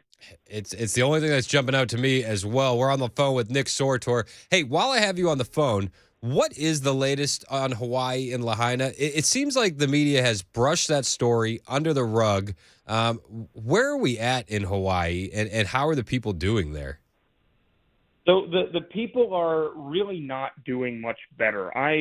When I was out there, I had I was actually staying with a resident in their home because it was very expensive for an independent journalist like me to sit out there and try to cover the story from a hotel room. But I was able to see firsthand how he was faring. I still in big contact with him. I'm in contact with an anonymous developer out there. I mean, he's not anonymous to me, but he's a huge developer in Lahaina, in the surrounding area, and he's like, they are trying to steal these people's land, and they're getting closer and closer and closer to doing it. They are choking them out. They're not giving these residents any money. I mean, the cost of living there is so immense, and they're getting nothing from their federal government or Hawaii or the Hawaii government. They've been promised so much, and they're not getting it. Yeah, so they're going to end up going bankrupt. That's crazy. Or move off the island. That's what they want them to do. They want them to move off the island. Really? I mean, it seems like that the Hawaii story is still so big, but nobody wants to pay attention to it. And I feel like that's because the story is so big. And you're saying that they're just basically being forced out of their land. Absolutely, yeah, because the land out there is worth so much money. One of the first things that the governor said after the wildfires was the state's going to come in and purchase the land. Okay, that's not what these people want. If the state comes in and purchases the land, then all of their rich buddies come in there and, they get, Lahaina is one of the most beautiful towns in Hawaii, by far. Of course they want the land. They've been trying to buy it for years and years and years and years. And this developer tells me that, he's got a little bit more to share about it possibly even being a controlled demolition. I haven't seen it yet, but I guess we'll find out. I'm not trying to be a big conspiracy theorist, but I don't put anything past the government at this point. I don't. It's really sad that people can't trust their own federal government. You're absolutely right. It seems like the federal government is big fans of 15-minute cities as well. Mm-hmm. Yeah. All right, Nick Sorter joining us. Hey, Nick, thanks so much for calling in. We really appreciate it. I'd love to have you on again whenever you get some time. Absolutely. Thanks, Ben. Yeah, thanks so much. So we are seeing, Candace Owens on Twitter, back to the manifesto, saying she got word that 2 officers are due to be fired over the release of the Nashville manifesto pages. Allegedly, she says the documents were sold by one of the officers. But you're saying that on the stream right now, Crowder's discounting that? You're disputing that? Yeah, Steven Crowder said nothing was sold to them. That's his claim. Yeah. Interesting. On their stream. And their stream just ended, so no new stuff from them today. No new stuff from Crowder. So that's all they have, actually. Interesting. As far as the manifesto is concerned. Well, Candace Owens on Twitter saying that Candace is in Nashville. Yep. She's connected. She's saying she's got word that 2 officers are due to be fired over the release of the Nashville manifesto. She's saying that they were sold by the officers to Crowder's people. Crowder is saying that no money exchanged hands. Am I correct in saying that? Yeah, I think, to be fair to Candace, technically she didn't say they were sold to Crowder. Maybe they were sold to someone then. But yeah, that's it. That's correct. Candace is alleging money was exchanged. Yes, for in order for these documents, these images. And she says due to be fired, so meaning that hasn't happened yet, but that's in the works, according to her. Fascinating stuff. Listen, we're going to keep you updated on all of the happenings happening all day right here on Super Talk 99.7 WTN. My name is Chris Hand. It is 10:50 on Super Talk 99.7 WTN.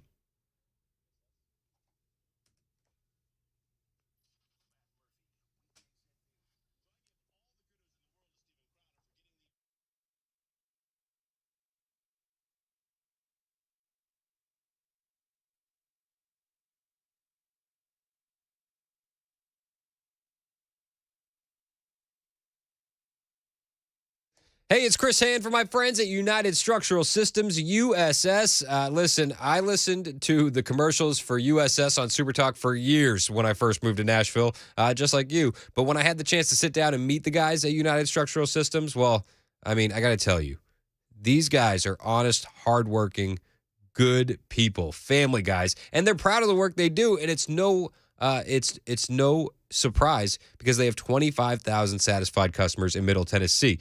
Everybody's proud of the work that they do. Now, what do? Well, they can help you with crawl space encapsulation. They can help you with foundation repair, crawl space support, basement wall realignment, anything that you need, these guys at USS can do. Now, it's one of those services, they told me, you don't know you need it until you know you need it.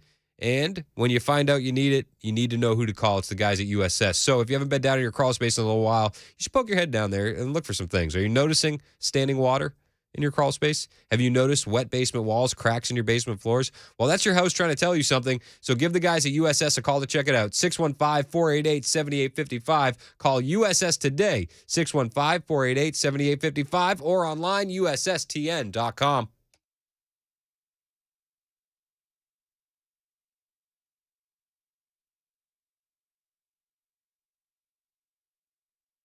Today's show happened because I saw a comment. He said, "Why don't you do something on doves and dove fields and how to find them and things like that?" So all right, good idea. It's past the opening day, but like you said, it can work. Yeah, because the season is long. It runs for 90 days, and there's 3 segments, so we're going to cover all that today. Let's rattle off the season. September 1 through September 28th is the first segment of Dove, and then October 14th through November 5th, and then December 8th through January 15th. 15 is your bag limit. So September 1 is opening day, and that's at noon in Tennessee. September 1st has been one of those days. I mean, you'll see guys. I mean, they'll take off work. Have big cooking and getting together with friends, and it's kind of neat to see. Yeah. Historically, it's a huge social event. I'd say the majority of the hunters probably hunt opening day, opening weekend, and then won't pick up a shotgun until next year. So, we have 2 other segments besides this one. Running in October, and then even all the way through January 15th. There's a lot of opportunity throughout the year. On our website, tnwildlife.org, on our homepage, you can click the button there to dove hunting info and fields is what the button's titled. It's got all the information on dove hunting. You can find the fields there. So let's talk about how to find a field. You click on Region 2, it pulls up the options that are available, and get down to Bark Camp Barrens, and you see it's open statewide. So the hunting's not over there. There's still opportunity. Even though we had a big opening day, let it die down a little bit and get back in there. You're going to have some good hunting, I think, there, sounds like, anyway.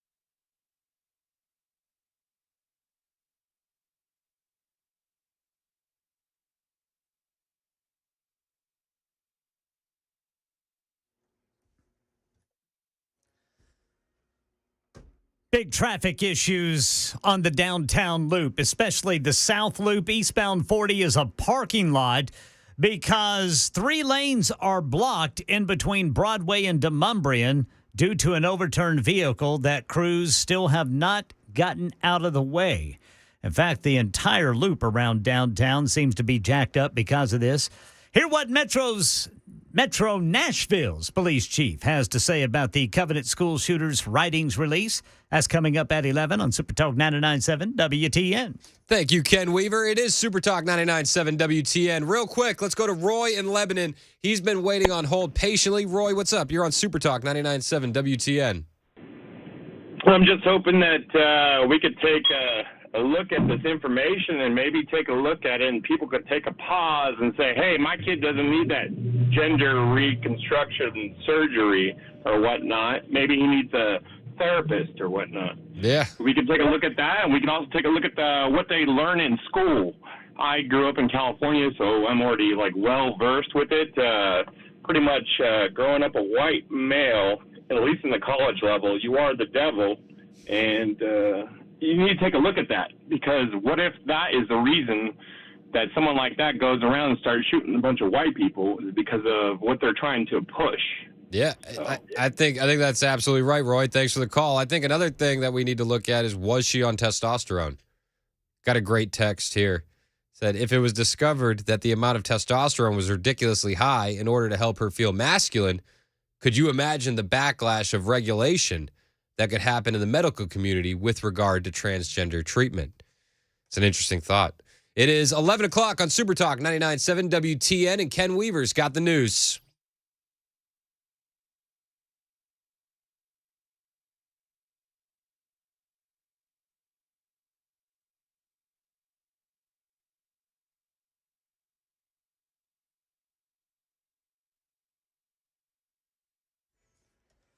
Eleven o'clock on the dot. I'm Ken Weaver with your top stories. And heads up, if you're heading downtown, eastbound 40 is like a parking lot on the South Loop because of an overturned car. It's blocking all 3 lanes. They're in between Broadway and Demonbreun Street going eastbound.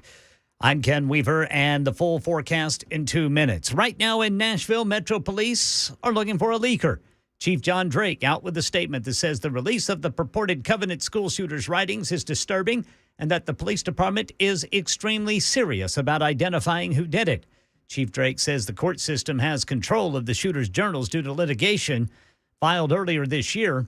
He says the department looks forward to the ultimate resolution of that case in regards to the journals. Election 2023, Mary Bruce says important governor races happening today. Down in Kentucky, the popular Democratic governor there, Andy Beshear, he's looking for a second term in that Republican-dominated state. His challenger, Daniel Cameron, though, is trying very hard to try and tie him to President Biden. And down in Mississippi, this is a really incredible race, a very tight, surprisingly tight race between an unpopular incumbent who is now mired in a welfare fund scandal. His opponent, get this, only in Mississippi. He's also a cousin of Elvis Presley. Now, the latest polling had Beshear and Cameron in a dead heat, 47% to 47%. The Republican Cameron held a 1-point lead over the Democrat incumbent Beshear among undecideds. Right now in our nation's capital, Speaker Mike Johnson continuing to defend the House Republicans' Israel aid bill that does not include President Biden's requested aid for Ukraine. Instead, introducing sweeping cuts to the IRS. We passed a bipartisan Israel support measure, which is exactly at the level that was requested by the White House and Israel, $14.5 billion. We included a pay-for. And unfortunately, some of our Senate Democrat friends have taken issue with that. Yeah, Democrats threatening to reject the House funding for Israel because it shifts money from the IRS to pay for it. That's the latest news. Weather's next. I'm Ken Weaver, WTN News. Hey everybody, Dan Mattis with Nashville's Morning News on WTN. I'm here at the Nashville Rescue Mission doing the interviews that I look forward to doing every single year. These are incredible stories of people who have had amazing recoveries. Thanks to this amazing facility, they are able to get clean and lead a more productive life. The date of our annual radiothon is going to be Monday, November 20th. Listen in and please donate. You can get more information at 99.7 WTN, including a link to the website for Nashville's Rescue Mission.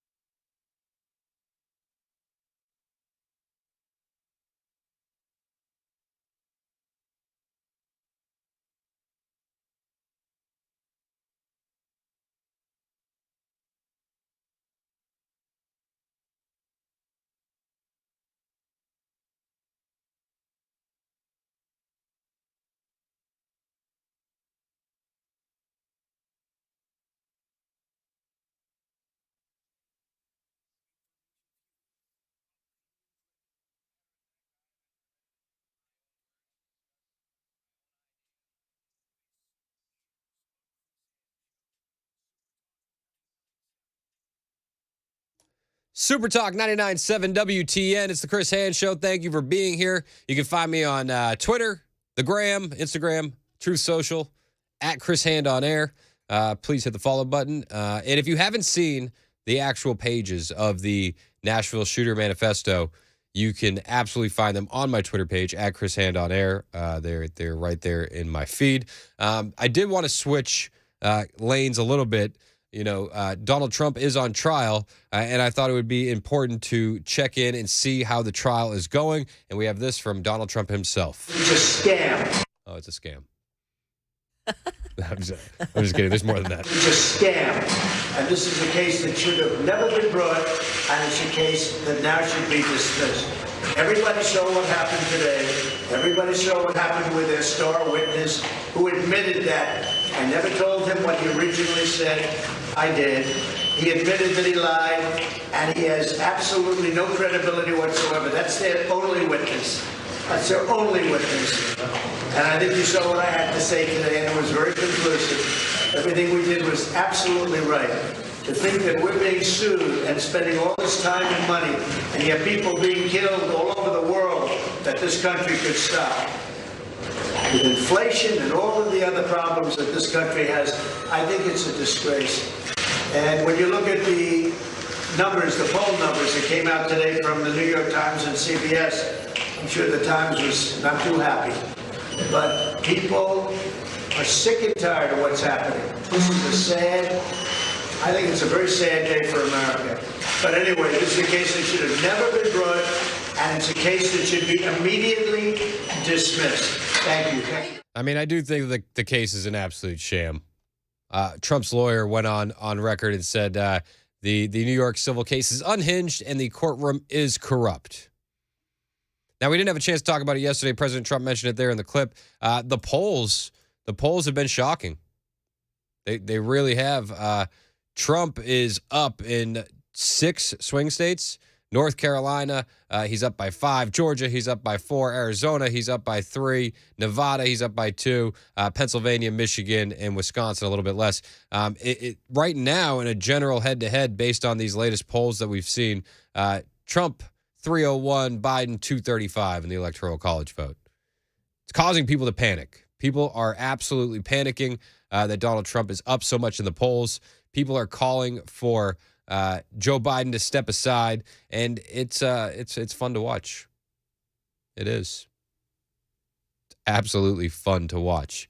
Now, CBS pointed out in one of their polls that most Americans do agree that everything was better under Trump. The number of Americans who think that things are going badly in the country today has hit its high for the year. So you might expect any incumbent to be down as Biden is.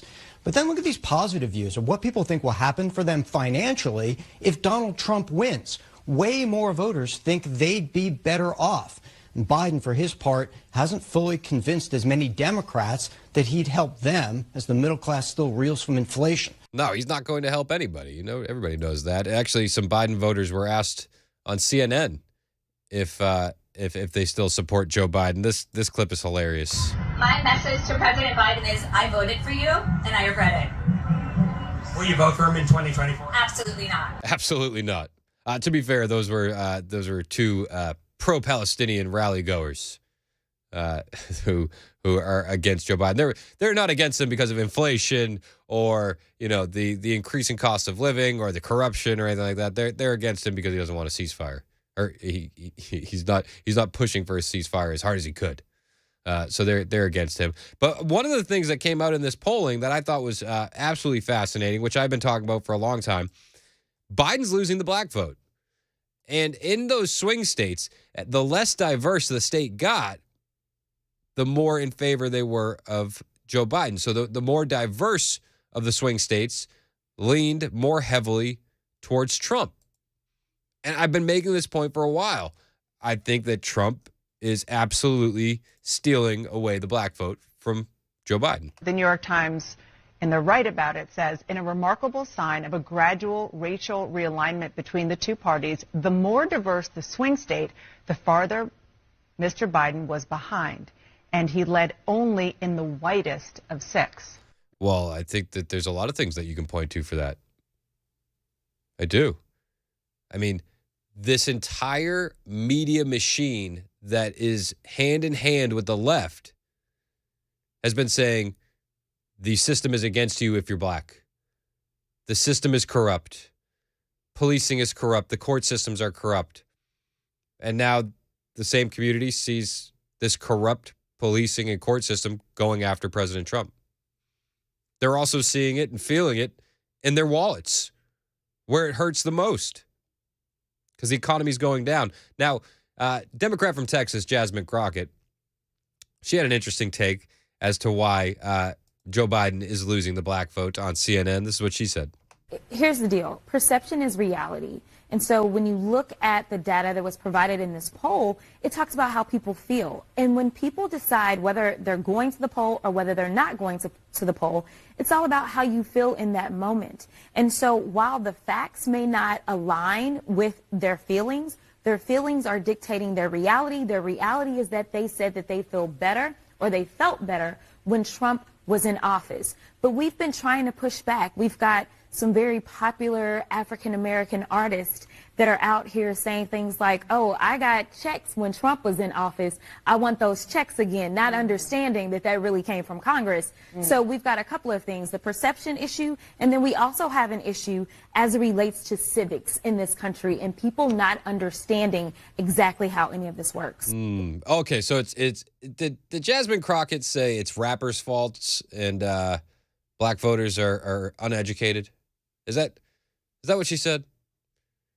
Well, you got rappers talking about the checks that Trump was handing out. Okay. What about 50 Cent calling out Joe Biden for sleeping on the beach? You know, when the world was falling apart. Is that nothing? You know? Interesting. I've been saying this for a long time. The Democrats are losing the black vote because of policy. And also at the same time, this double-edged sword of the media that they wield has said, you're going to be targeted because you're a person of color. You're going to be victimized. And the system is corrupt and out to get you. And now they're watching a corrupt system that's out to get President Trump. Also, nobody thought President Trump was racist until he decided to run for president. The man literally got an award with Rosa Parks in New York City in the 90s. Nobody thought Donald Trump was racist. I think people are waking up to the media's lies, and I also think that they're waking up to the Democrats' lies because they feel it in their wallet. They're making even less, and they're working more. Their dollar goes not as far anymore. Everyone's dollars don't go as far anymore. But they'll say, oh, it's the messaging. The messaging isn't getting to the voters. That's what it is. It's the messaging. Okay. But people are pushing back, and they want they want a new candidate. Now, a lot of people are like, this is it. It's over for Joe Biden. You're done. So what new candidates are there out there? I heard Dan talking about it earlier. There's, you got Michelle Obama. You got Gavin Newsom when he's not tackling kids in China. But what about Dean Phillips? Dean Phillips, he could be a good candidate, right? I mean, he's probably not a serious candidate. I mean, even the Democrats mock him relentlessly.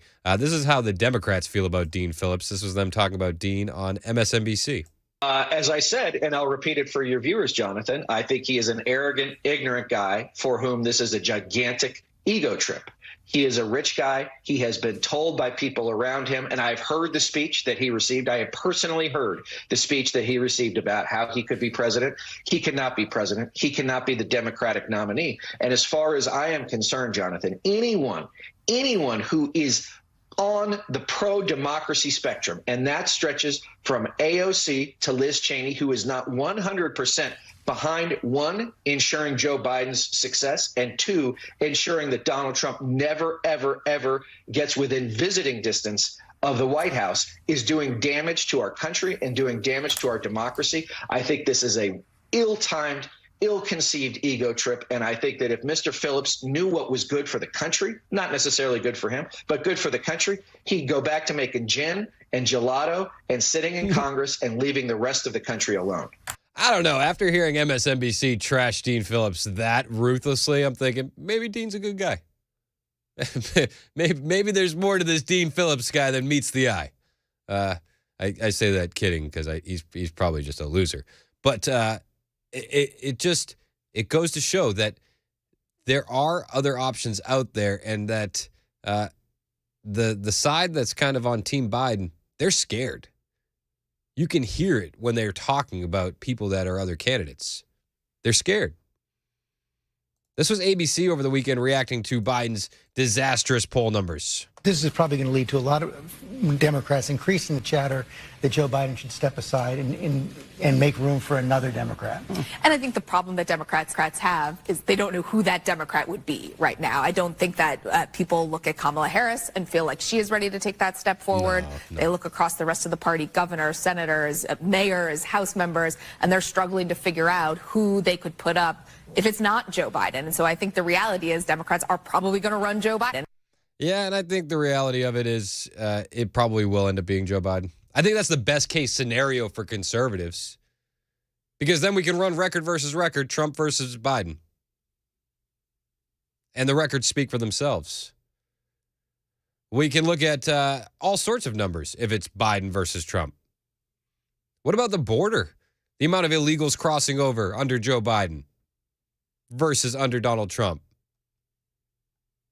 The border is unreal. Immigration from Africa and Asia has tripled since 22. Illegal immigration. Tripled since 2022. I also found out that the UN, they've been providing maps to illegal aliens. There's exclusive photos that have been obtained by Breitbart of migrants leaving IDs and UN-provided maps at the Mexican border crossing into Texas. That's strange. A UN map? Yep, UN maps. The UN, the United Nations, providing maps for illegal migrants. Pretty cool. Pretty cool. Now, on those maps, you have travel routes. In one flyer provided to migrants from Amigos del Tren, or Friends of the Train in English, provides the location of freight train routes through Mexico, covered by Ferromex, the major freight train company in Mexico. So when you see all those people riding in on the train, on the roofs of the train, it's because, the UN is providing the maps. And at Joe Biden's border, you can get right in. Tom Homan, former ICE director under Trump, he was asked, what scares him currently about the border? What scares him the most? And this was last night. What scares you the most about the border? Look, in the last year and a half, we got nearly 30,000 Chinese nationals, most of them military-age males. That just scared the hell out of everybody. So, the numbers keep growing. This administration has the same data points you and I had. You would think, as China is not our friend, they're creating precursors to fentanyl. They're selling to the criminal cartels in Mexico that are killed over 110,000 Americans. But this president hasn't held China accountable. He hasn't held Mexico accountable. So, look, the Chinese nationals, 30,000. I've done this job for over 3 decades. I've never seen numbers anywhere near this. This is drastic. This is the biggest national security failure that I've seen in this country since 9/11. This is historic. And this is the biggest issue we're facing. With all the news going on, I don't want to take our eyes off the border. It is still wide open. We still have caravans coming right for it. And, while we're all talking about the Nashville manifesto, while that is a big story today, we can't take our eyes off the border. This election could very well be decided because of what's happening on the border. Tom Homan was asked if he would come back if Trump is reelected. I promised President Trump when he announced that he goes back, I go back, and I'm going to run the biggest deportation operation this country's ever seen. Because these millions of people being released in this country, 9 out of 10 will get an order removal based on immigration court data. A judge orders them removed. We're going to find them and we're going to remove them. There's no consequence. We can't fix the border. We're going to have a consequence in the Trump administration. I like the sound of that, and I would absolutely welcome Tom Homan back on the border. Wouldn't you? I mean, is there a better ICE director than Tom Homan? Guy's legit. All right, 11:20. It's Super Talk 99.7 WTN. More of the Chris Hand Show on the way. Hang out with us.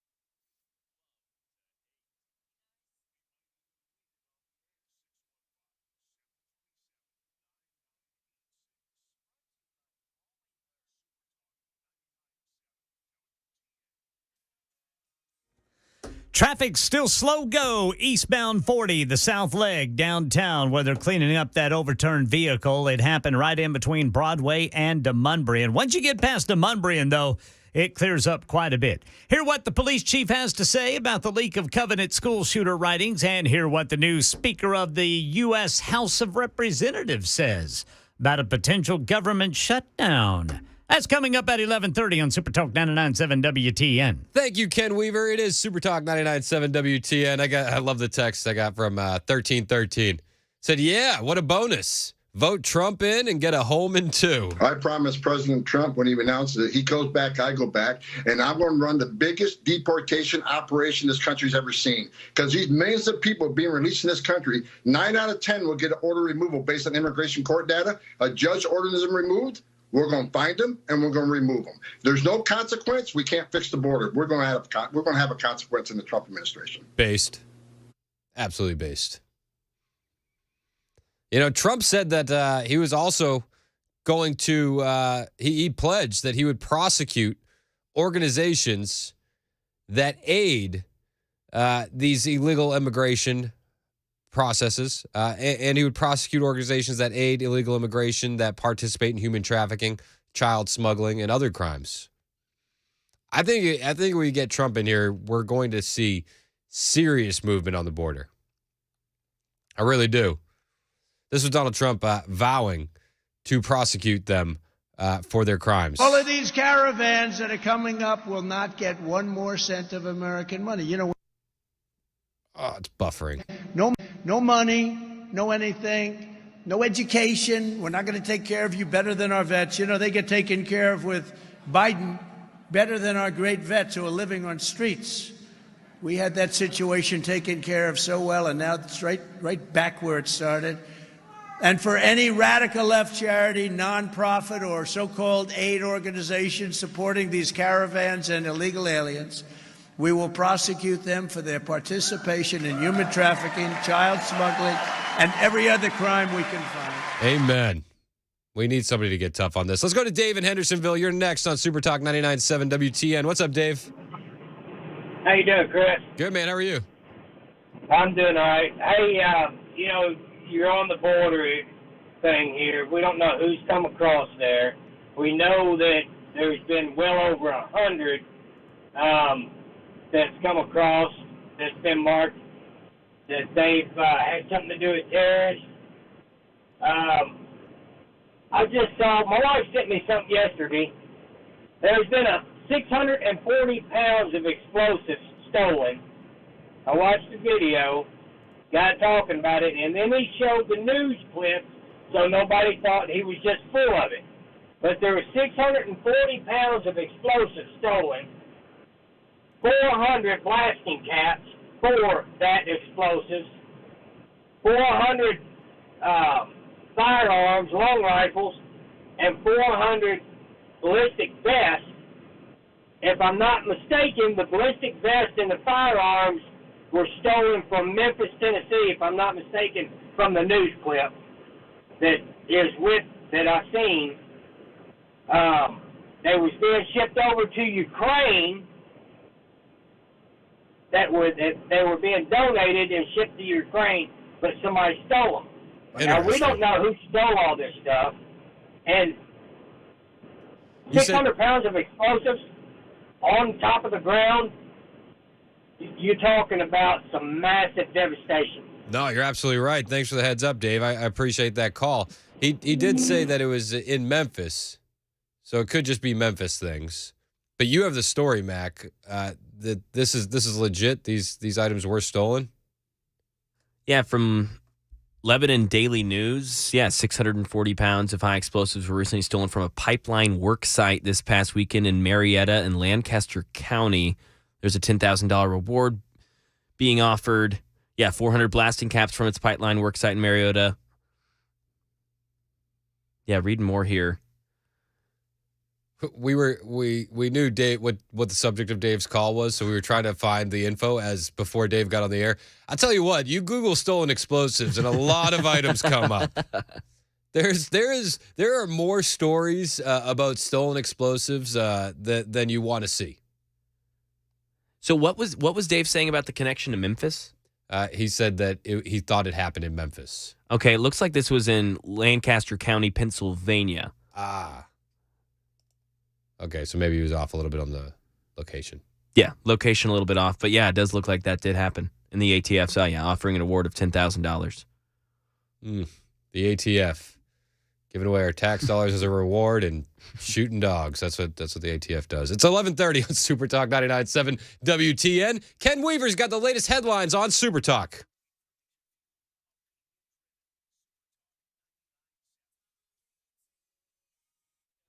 11:30 on the dot. I'm Ken Weaver with your top stories. Things are starting to get a lot better South Loop downtown eastbound, where that car overturned just past Broadway. Looks like things are moving a lot better now. Right now in Nashville, Metro's police chief says the department's extremely serious about identifying the person who leaked part of what is purported to be the Covenant school shooter's manifesto. John Drake's statement this morning calls it disturbing, says it shows a total disregard for Covenant families as well as the court system, where he says the battle continues between media and other parties and Covenant families. And with 10 days to go, the new House Speaker in our nation's capital is staying tight-lipped about his strategy to avoid a government shutdown. We'll be revealing what our plan is in short order. For now, Mike Johnson says, Trust us. We're working through the process in a way that I think the people will be proud of. Options include a short-term funding measure with strings attached or what's being called a laddered approach, extensions for some government agencies through early December, for others through mid-January. That's the latest news. Weather is next. I'm Ken Weaver, WTN News.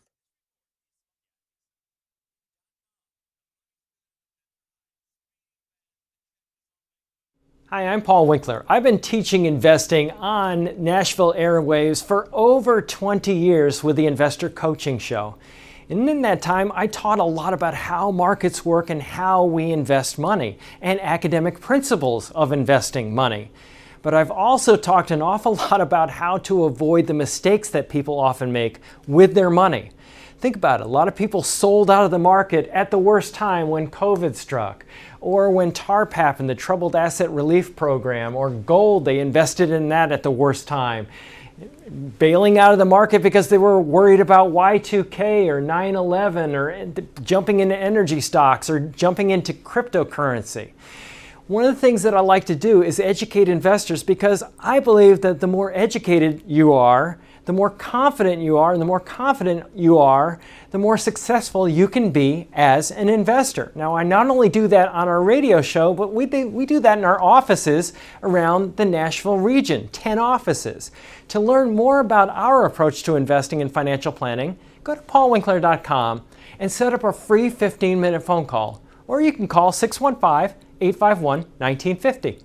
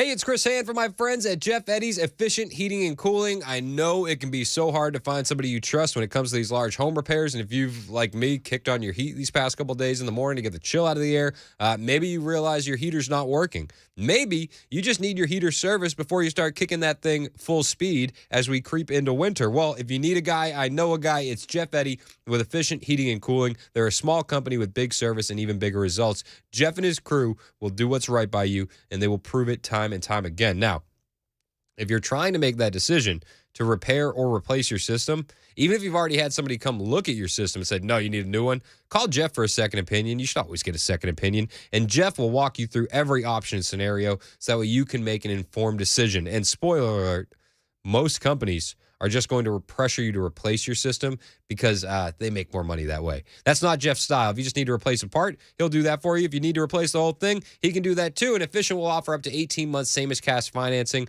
on your next unit if you need to go that route. They're a diamond contractor with Mitsubishi Electric and an Elite Pro partner with Rheem. Go to efficienthvac.net or call 615-784-4424.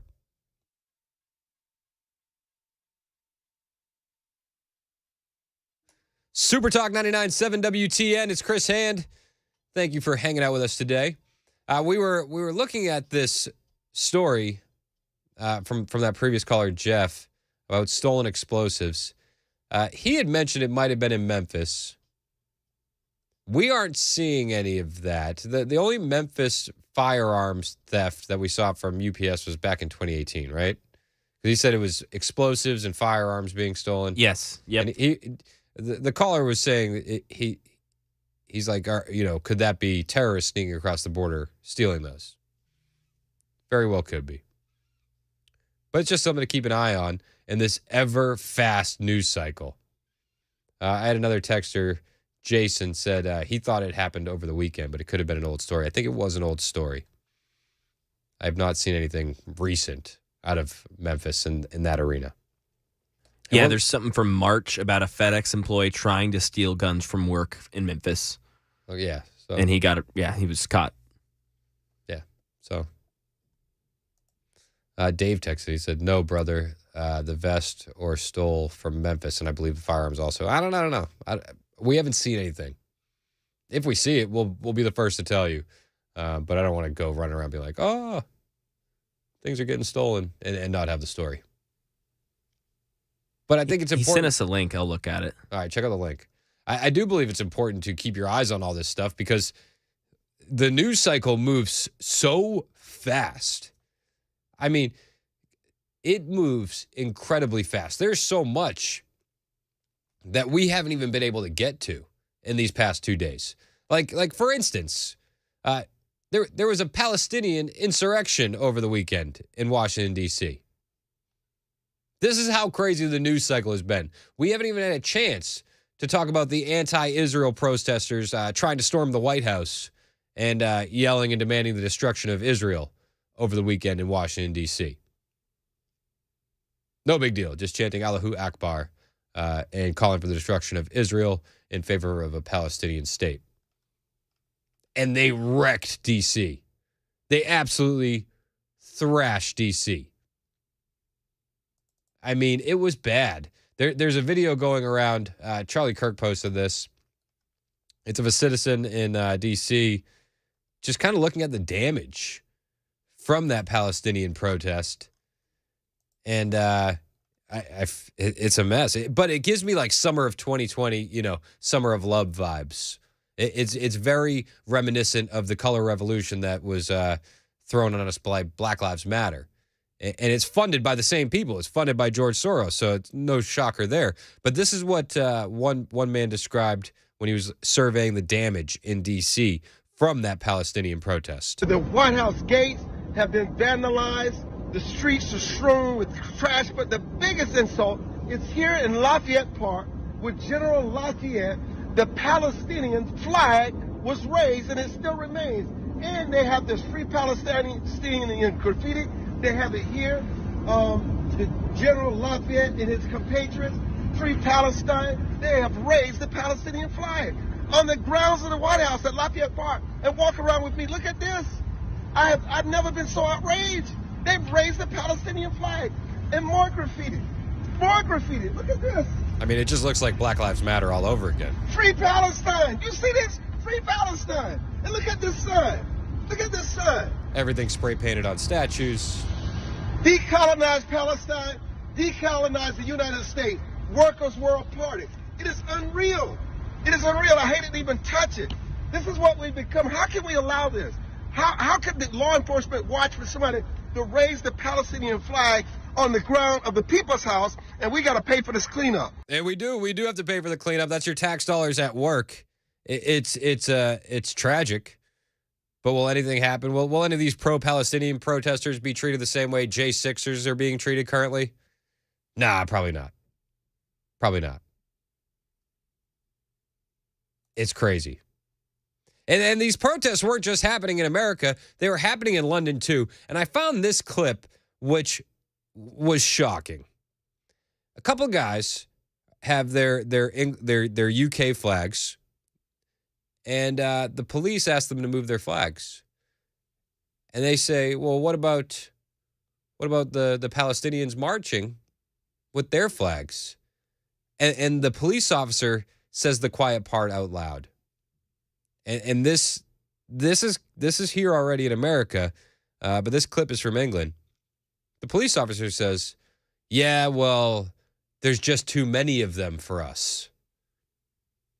So we can yell at you guys with your England flags, but we can't say anything to the pro-Palestine, pro-Hamas protesters because there's too many of them. You can hold it, you can wave it. It's just we don't not with all that. It's not causing any sort of issues with the barriers. You have your flags, just not on the barriers. That's it. And yet, when they march down with hundreds of Palestinian flags, you won't say a word. There's way more of them than there is of us. Did you catch that at the end? He says there's way more of them than there is of us. There's way more of them than there is of us. Cowards. Cowards.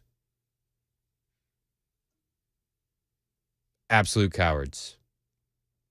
Back to the pro-Palestine protests in America. There was a moment that I thought was quite funny. There's a man by the name Billboard Chris, and Billboard Chris walks around. He wears a billboard with a controversial slogan. Right, that's his shtick. And I say controversial with the air quotes because it's not ever really controversial. In this video, he's wearing a sign that says stop transitioning kids. It's not radical. It's not controversial. But one Antifa member at this protest took ire with the sign, and he looked towards the pro-Palestinians and the Muslims in attendance to have his back. We're all under the same progressive umbrella, guys. We're on Team America. You know, we're the freedom fighters. We're the progressives, right?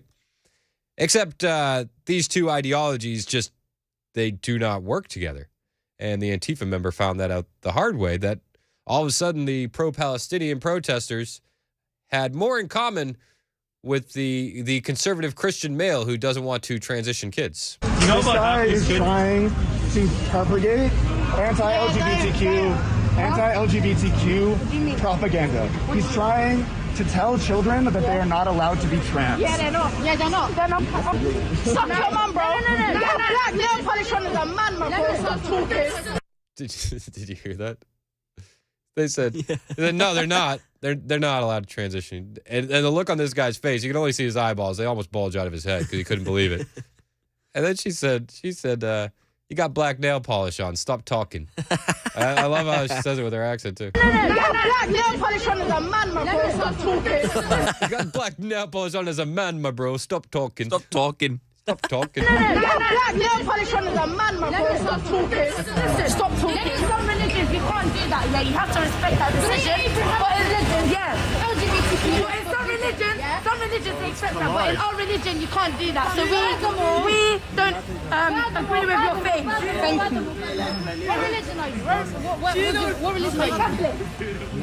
What are you then? What do you even identify yourself as something, my bro? What do you identify as? Go on. Coward What do you wearing his identify mask. He as? doesn't have a religion. What do you identify yourself as? Okay. Yeah, you don't have Listen. Where you from? Where you from? No, wait, what do you identify yourself as? Identify yourself as? You don't have to be filming. And he runs away. They don't like me here. I got to go. It's amazing. But we say it all the time. There are too many competing ideologies under the progressive umbrella. You can't be pro-transing kids and a devout Muslim. Doesn't work. It doesn't mix. You know, we played audio earlier. Everybody's concerned that Joe Biden is losing the black vote, and they blame rappers and they blame people bragging about the stimmy checks. But really what's happening is the economy is trash, and you have illegal aliens coming in and taking jobs that would go to lower income workers. So unfortunately, you're seeing, illegal immigration affecting the black community first. Those ideologies don't compete. They don't mix. Not compatible. And you're seeing this fraying in the Democrat Party. And I think that we need to lean into this as conservatives and point out where their ideologies do not match up. Because the sooner that we can splinter the vote blue no matter who crowd, the better off we'll be in the general election of 2024. And as you can see in this post, this clip I just played, the audio displays it for us. Antifa and pro-Palestinian members are not the same. So you're both going to vote for the same candidate. Huh. All right. Interesting. I got a text here from Larry. He says, don't knock black nail polish until you try it. Black nail polish on is a man, my boy. Stop talking. Oh, jeez. So funny. I mean, this party, the left in general, absolutely imploding on itself. Are you a Catholic and you're also pro-abortion? It's not going to work. Are you for transing kids and a Muslim? Not going to work. Are you pro-illegal immigration and also pro-urban communities? It's not going to work. We need to lean into the fact that the Democrat Party is splintering. Like, the Democrats never let a tragedy go to waste. We need to adopt that game plan in certain aspects of it. Because they quite literally cannot coexist. It's 11:48 on Super Talk 99.7 WTN. My name is Chris Hand. Find me on Twitter, Truth Social, and Instagram. All of them are the same, at Chris Hand on air. Hit the follow button. I will do my best to follow back. It's 11:48. Matt Murphy is going to be in here. He may have Steven Crowder on his show today. We're going to talk to him, see if that's been confirmed, and we'll check in with him next. Right here on Super Talk 99.7 WTN.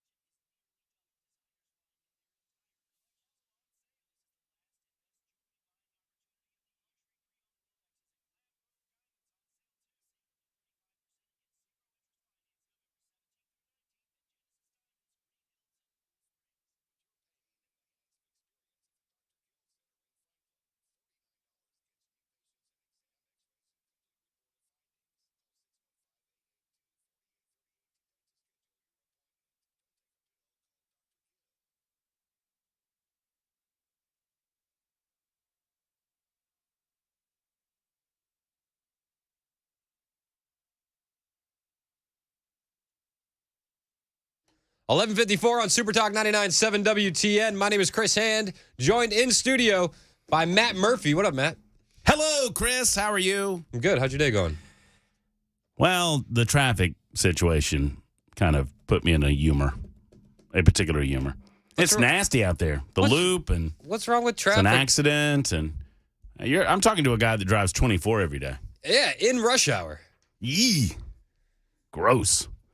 I mean, you do, don't you? Oh, yeah. You get road rage? No, not anymore. My grandpa called it road range. I don't know why. He did, though. After I left Boston, I lived in Virginia for, I don't know, 5 years, 6 years, something like that. And I went back to Boston to visit, and I'm driving with my dad. He said, what happened to you? I was like, what do you mean? He's like, a couple years ago, you would have cussed that guy out. I was like, I don't know. What did he do? I calmed down. I got that all out of my system. Nashville traffic's interesting in as much as it is a big city, and so you have some of the snarls that you would expect in a big city, but it's not like all the time. It's not like Atlanta or, even like a Boston or something along those lines where every day it happens. I think the most challenging part about Nashville traffic is that the Tennessee license plate is basically just camouflage. Like, you don't know if you're dealing with a New Yorker, a Californian, or Meemaw from Shelbyville. Mm-hmm. It could be anybody, and you don't know. E liked having an Alabama tag for as long as possible. Yeah. Because she said that gives her, like, plausible deniability. Like, I don't know what I'm doing. I'm not from around here. Where do I go? So she would just, like, cut in front of people and give them the old emoji. I'm sorry. I don't know what I'm doing. Forgive me. And they flip her off or whatever. It's fun. It's fun. So when are you going to switch the plates over? No, she's done it. Believe it or not. Believe it or not, that was an interesting discussion in our household. Like, I told her, I said, you have to handle that yourself. She wanted me to do it. I was like, no, you go do it. There was a debate for about a week as to whether or not that was a guy's job. Did it get contentious? You know what I'm saying? Is that a guy's job? Would you consider that a guy's job? That's my point. I would not consider that a guy's job. And she never actually would say that she did, but it was really strongly insinuated that she thought it was. I was like, no, that's your car. That you go do that. I'm not standing in the DMV. I'll do a lot of things for you. I'm not standing in the DMV for That's you. where you draw the line. I'm not standing in that line. Chivalry's dead. Horrible. Anyway, so that's going on. I wouldn't wait in the DMV line for my wife either. Thank you, Belle. I mean, Bell's just randomly handing me stuff during the middle of this segment. I don't understand why he's doing that. Is it breaking news? No, it has nothing. It has nothing to do. We're just busy doing radio here. Don't worry about us. We're okay. All right. Anyway, that's about it for me. That's it. You gonna stick around until 3 or what? Let me hit the other side of rush hour on my way home. Now, there's an interesting story that I think somewhat applies to what we've been talking about regarding the manifesto and the Covenant School. There's a story out of Alabama that I'm going to talk about in the 1 o'clock hour with one of my friends down there, where I don't know if you guys have seen it. The pastor that killed himself, that was cross-dressing, was leading a secret life. Yep. And 1819 News, which is a conservative media organization, got a tip that this pastor was online on some unsavory websites. He's also a mayor of a town, Smith Station, Alabama. And so they reported this news, feeling that this was newsworthy in as much as he was a mayor. He's also a pastor, and he cross-dressed. He would dress and called himself some name, Brittany, I think.